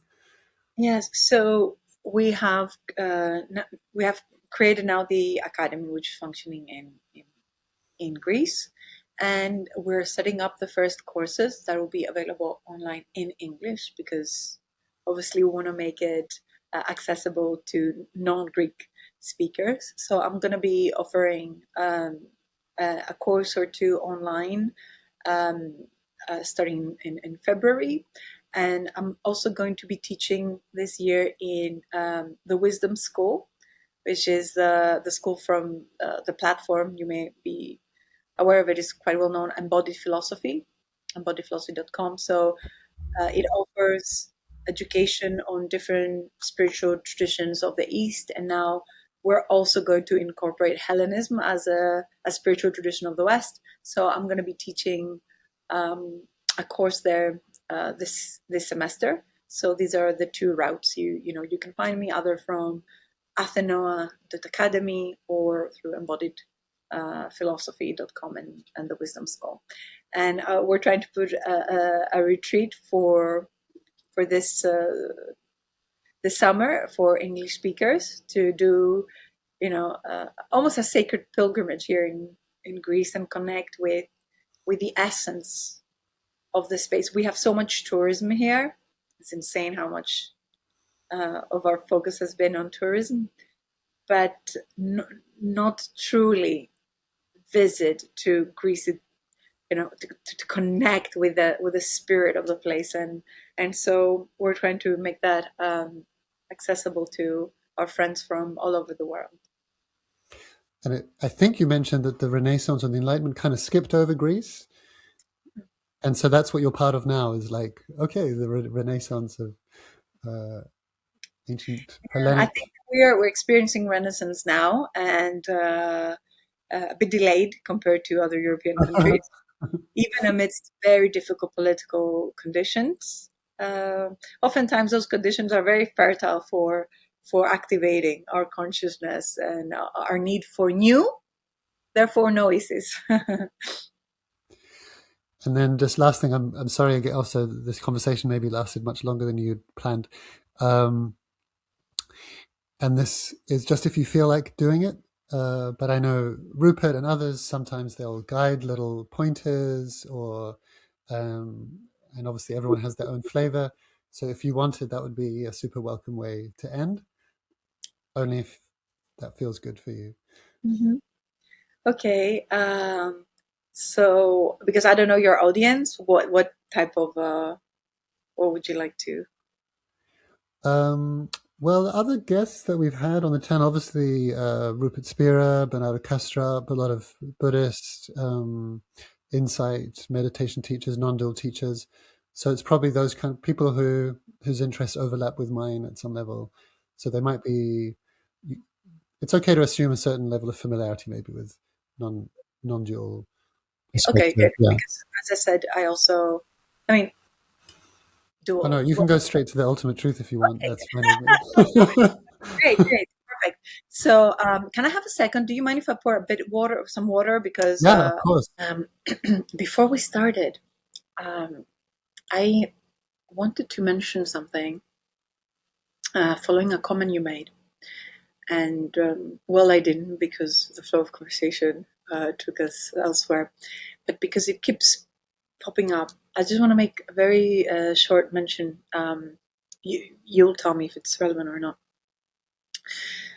You said something earlier about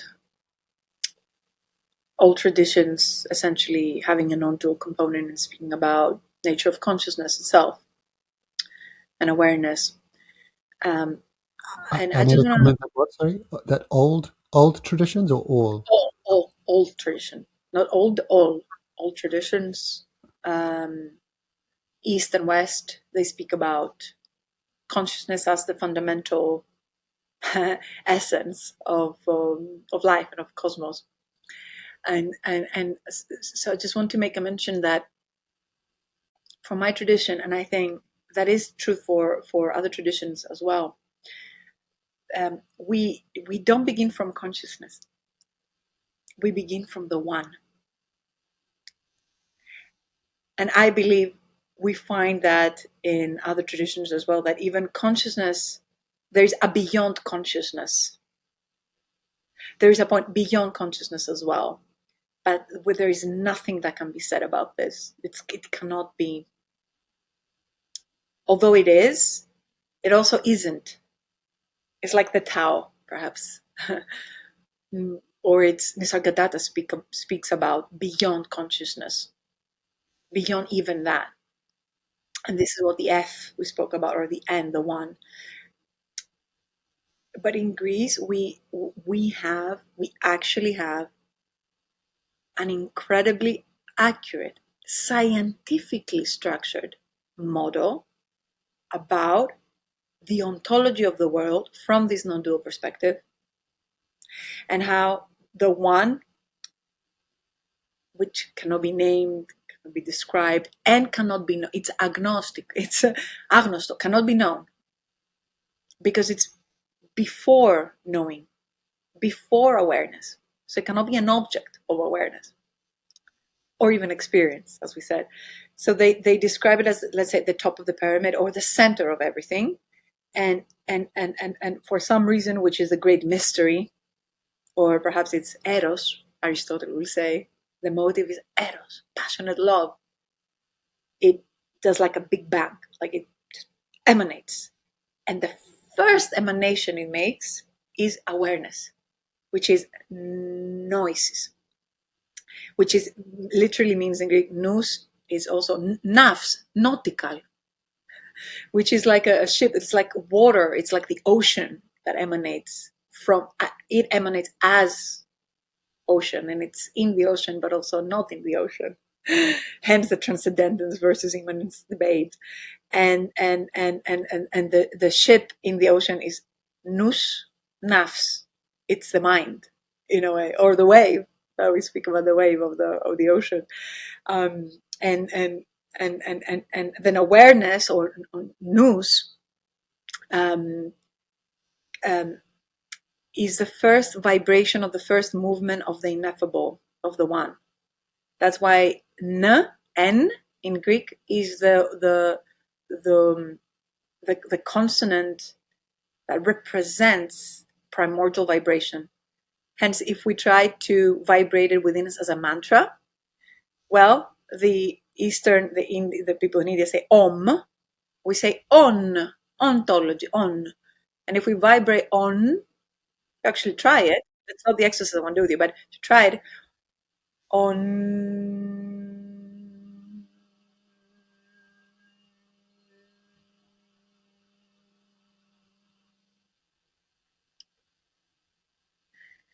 If you try it, you'll see that N touches on the palate, the top of the mouth, and it creates a vibration. So it's N becomes on, the one becomes being, and it's just a vibration, which is energy, and hence it starts. And then we say, and that energy becomes localized, so it becomes psyche, which means frozen, because it kind of stands, so it's kind of frozen in relation to the fiery state that it's in. That's what is the frozen. And the Buddhists speak about the ice cube that needs to melt back into the ocean. And then psyche projects matter, in a way, creates matter. But all that is contained in the one, that is awareness, that it's like a babushka, that is psyche and that is matter. And that's a sequence, and that's a structure, if we can bring that term of the ontology. This is how the Greeks see it. So it's a non-dual description of the dual. I just want to bring that in case you want to use it somewhere. I thought it was pertinent. Yeah, I love it. I'm going to chant on later. Yeah. And then if you chant on and then om, it gives you the word onoma, which is name. Onoma means name. Onomatopoetic, we say, right? Oh, Onomatopoeia. right, yeah. Right. Stuff like that. Okay, good. So, should we start? Okay. So I'm going to share a small, a short meditation we sometimes practice with friends and companions here. It is usually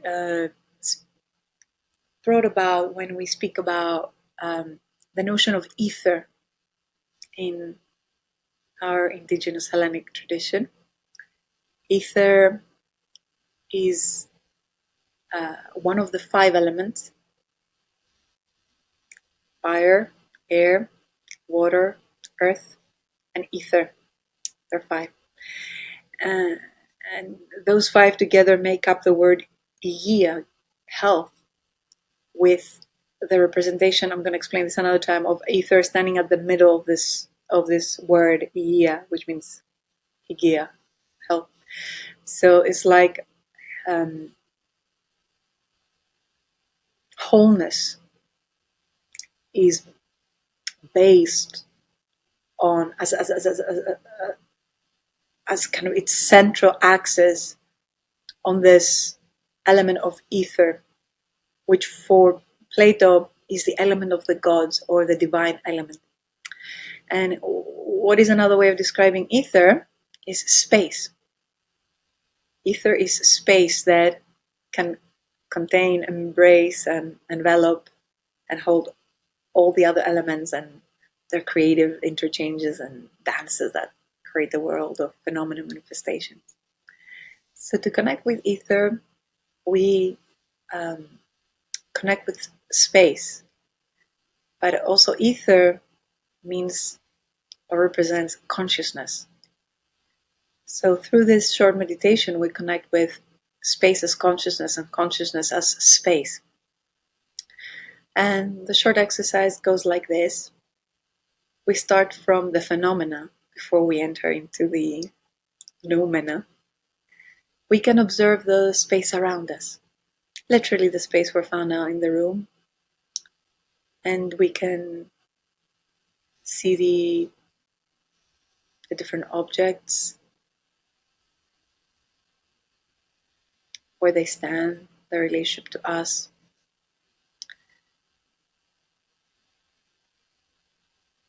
And then we can do a small shift from observing the objects in the room, concrete definable forms that appear as things, into observing the space of our room, of our house, of our office, where those objects are located, with our physical eyes, with our eyes open.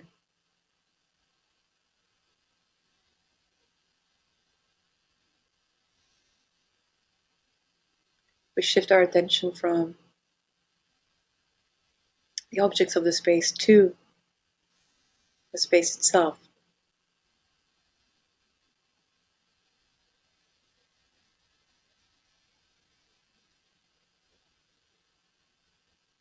And we observe how our body feels when our attention shifts in this way.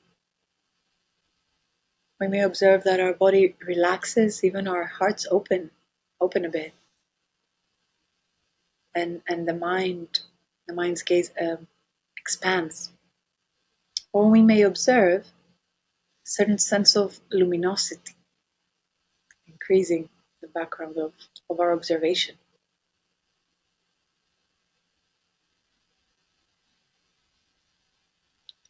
Now we can do the same, closing our eyes. Bring the same image or analogy, sort of a fractal form, as you mentioned before, inwardly.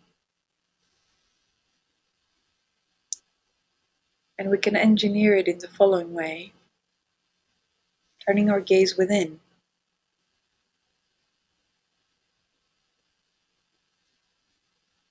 Connecting with the breath.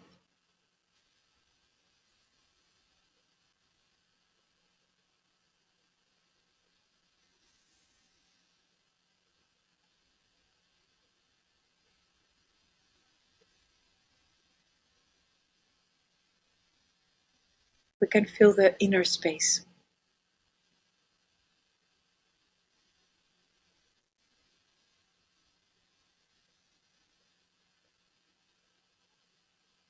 And we can become aware of the space of our minds or our consciousness.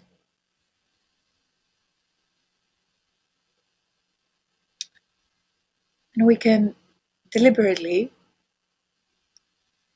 within the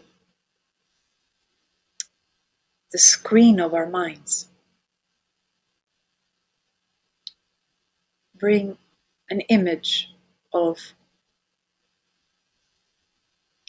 an object or a thought, because a thought is also an object of mind, is a mental formation. We can bring a very short and concise thought and hold it in the center of our attention.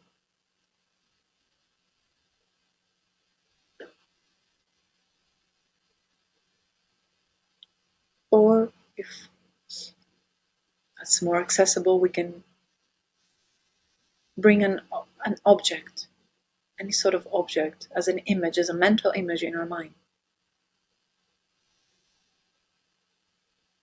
And we can sit for a few seconds with this image or this thought, mental formation.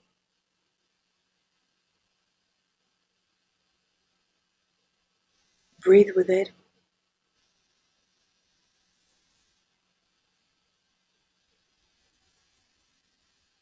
Become clear of its presence. feel intimate with it.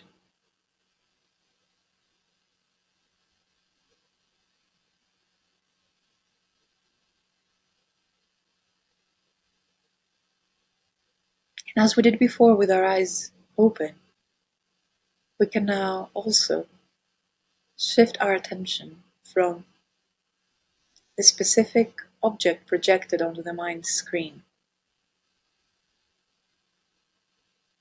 or the specific thought in the form of mental formation, the center of the mind's screen,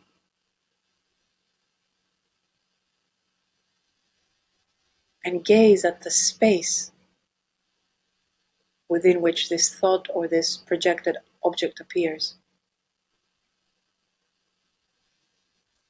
The space of our minds, or rather our consciousness.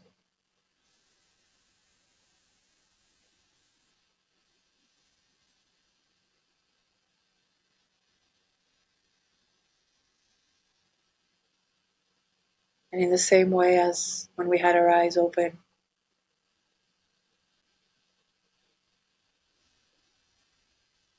we now turned our focus and we rested in a recognition of the space. Now, in a similar manner,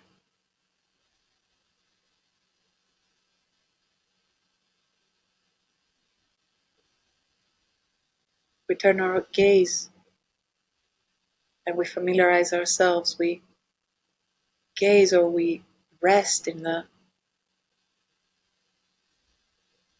spaciousness of consciousness, in the space of consciousness.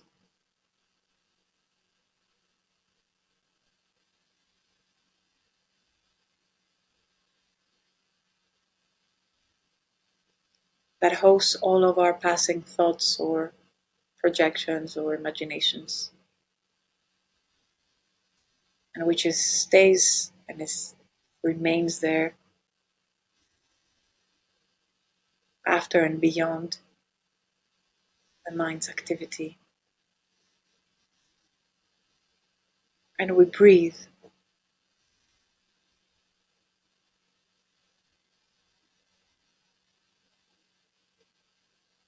We breathe with awareness, with the space of consciousness.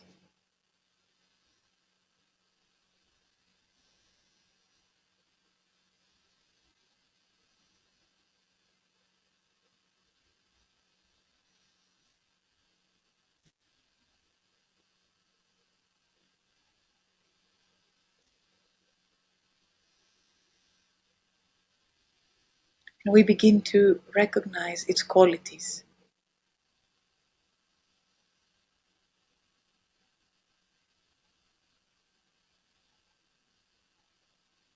its vastness,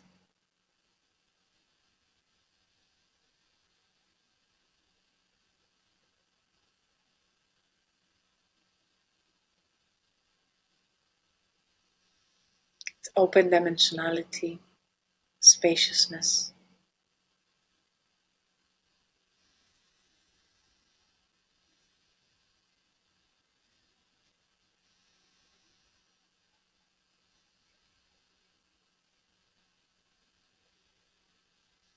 Its soft vibration, aliveness.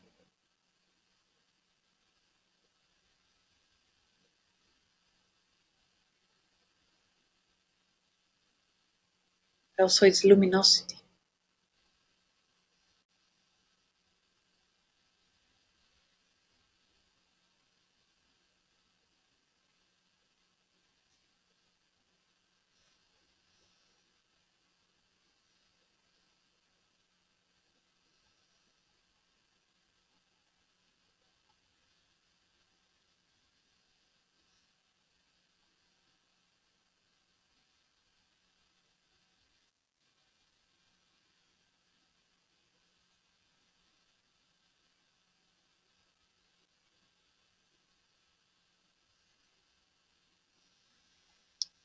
And we explore how the sense of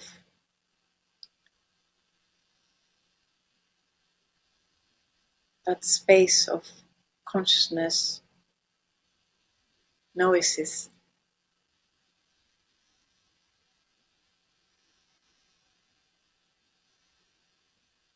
open, vast, luminous, alive,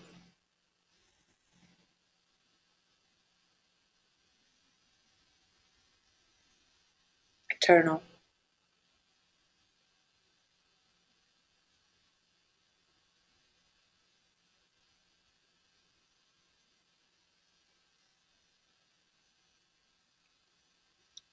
Is the locus of what we call I.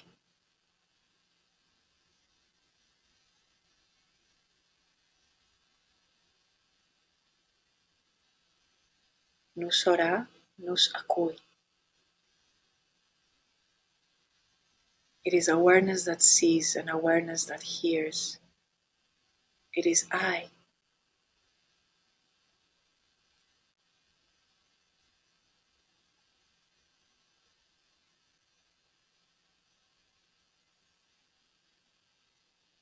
Tranquility, aliveness,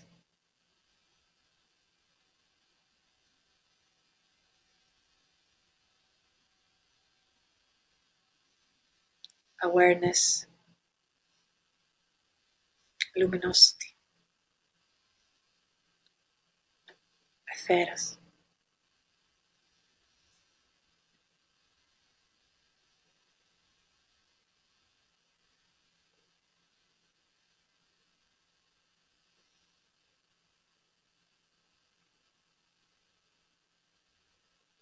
We breathe with the space, or rather, I, the space, breathe.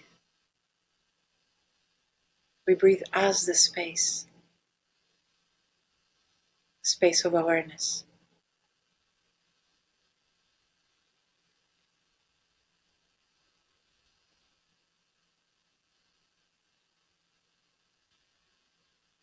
a space untouched by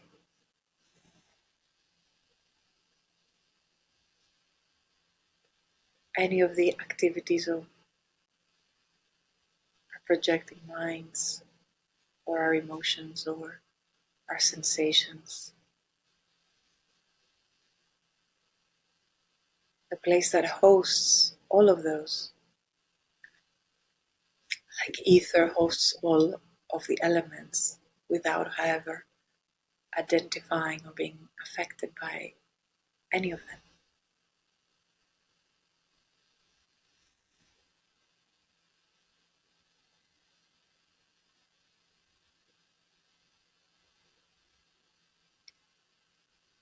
And we feel that spaciousness, not just located in our heads, but we feel the presence of that space of awareness, etheras, ether,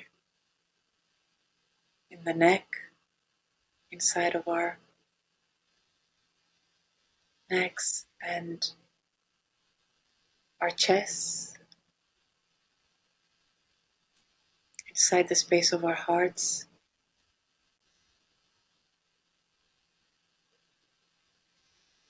the hands, the palms, the torso, the belly,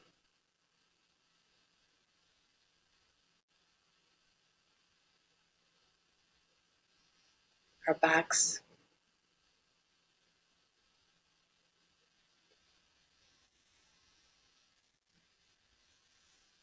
our legs, our feet, the soles of our feet.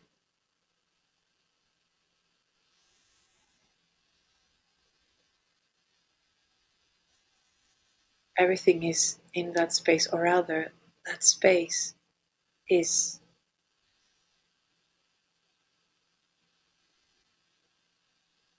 everywhere.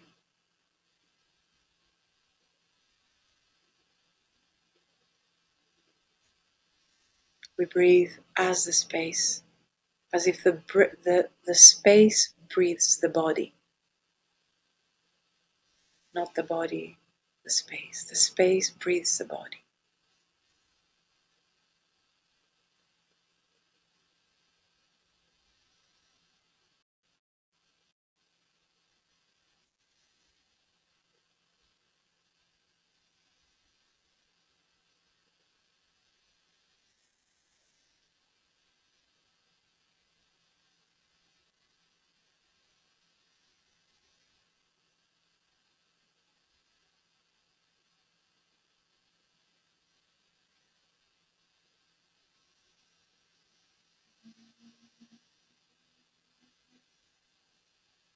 until the body,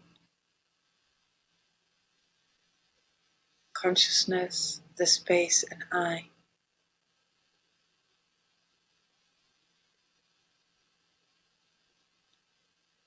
all merge simply the birth and the breath of the now, simply the presence of now.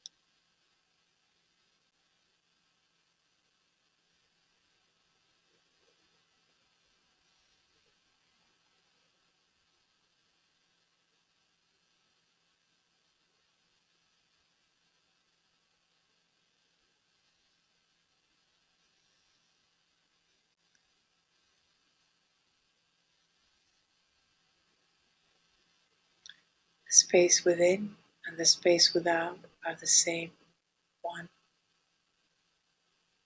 space.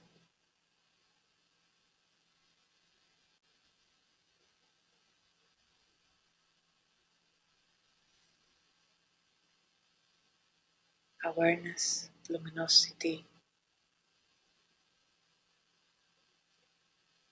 spaciousness, aliveness, self, now.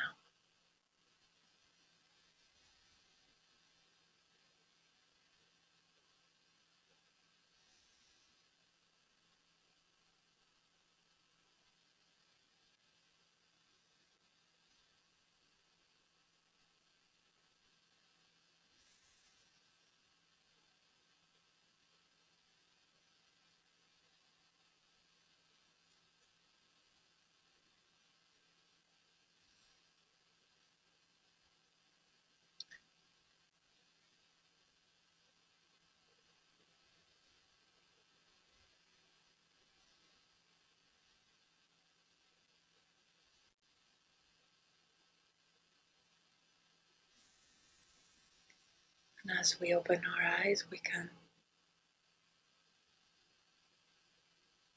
continue to realize that the space within and without is the one same space within us. Even though as we open our eyes, the play of the form will take its place again in the stage of our living dream.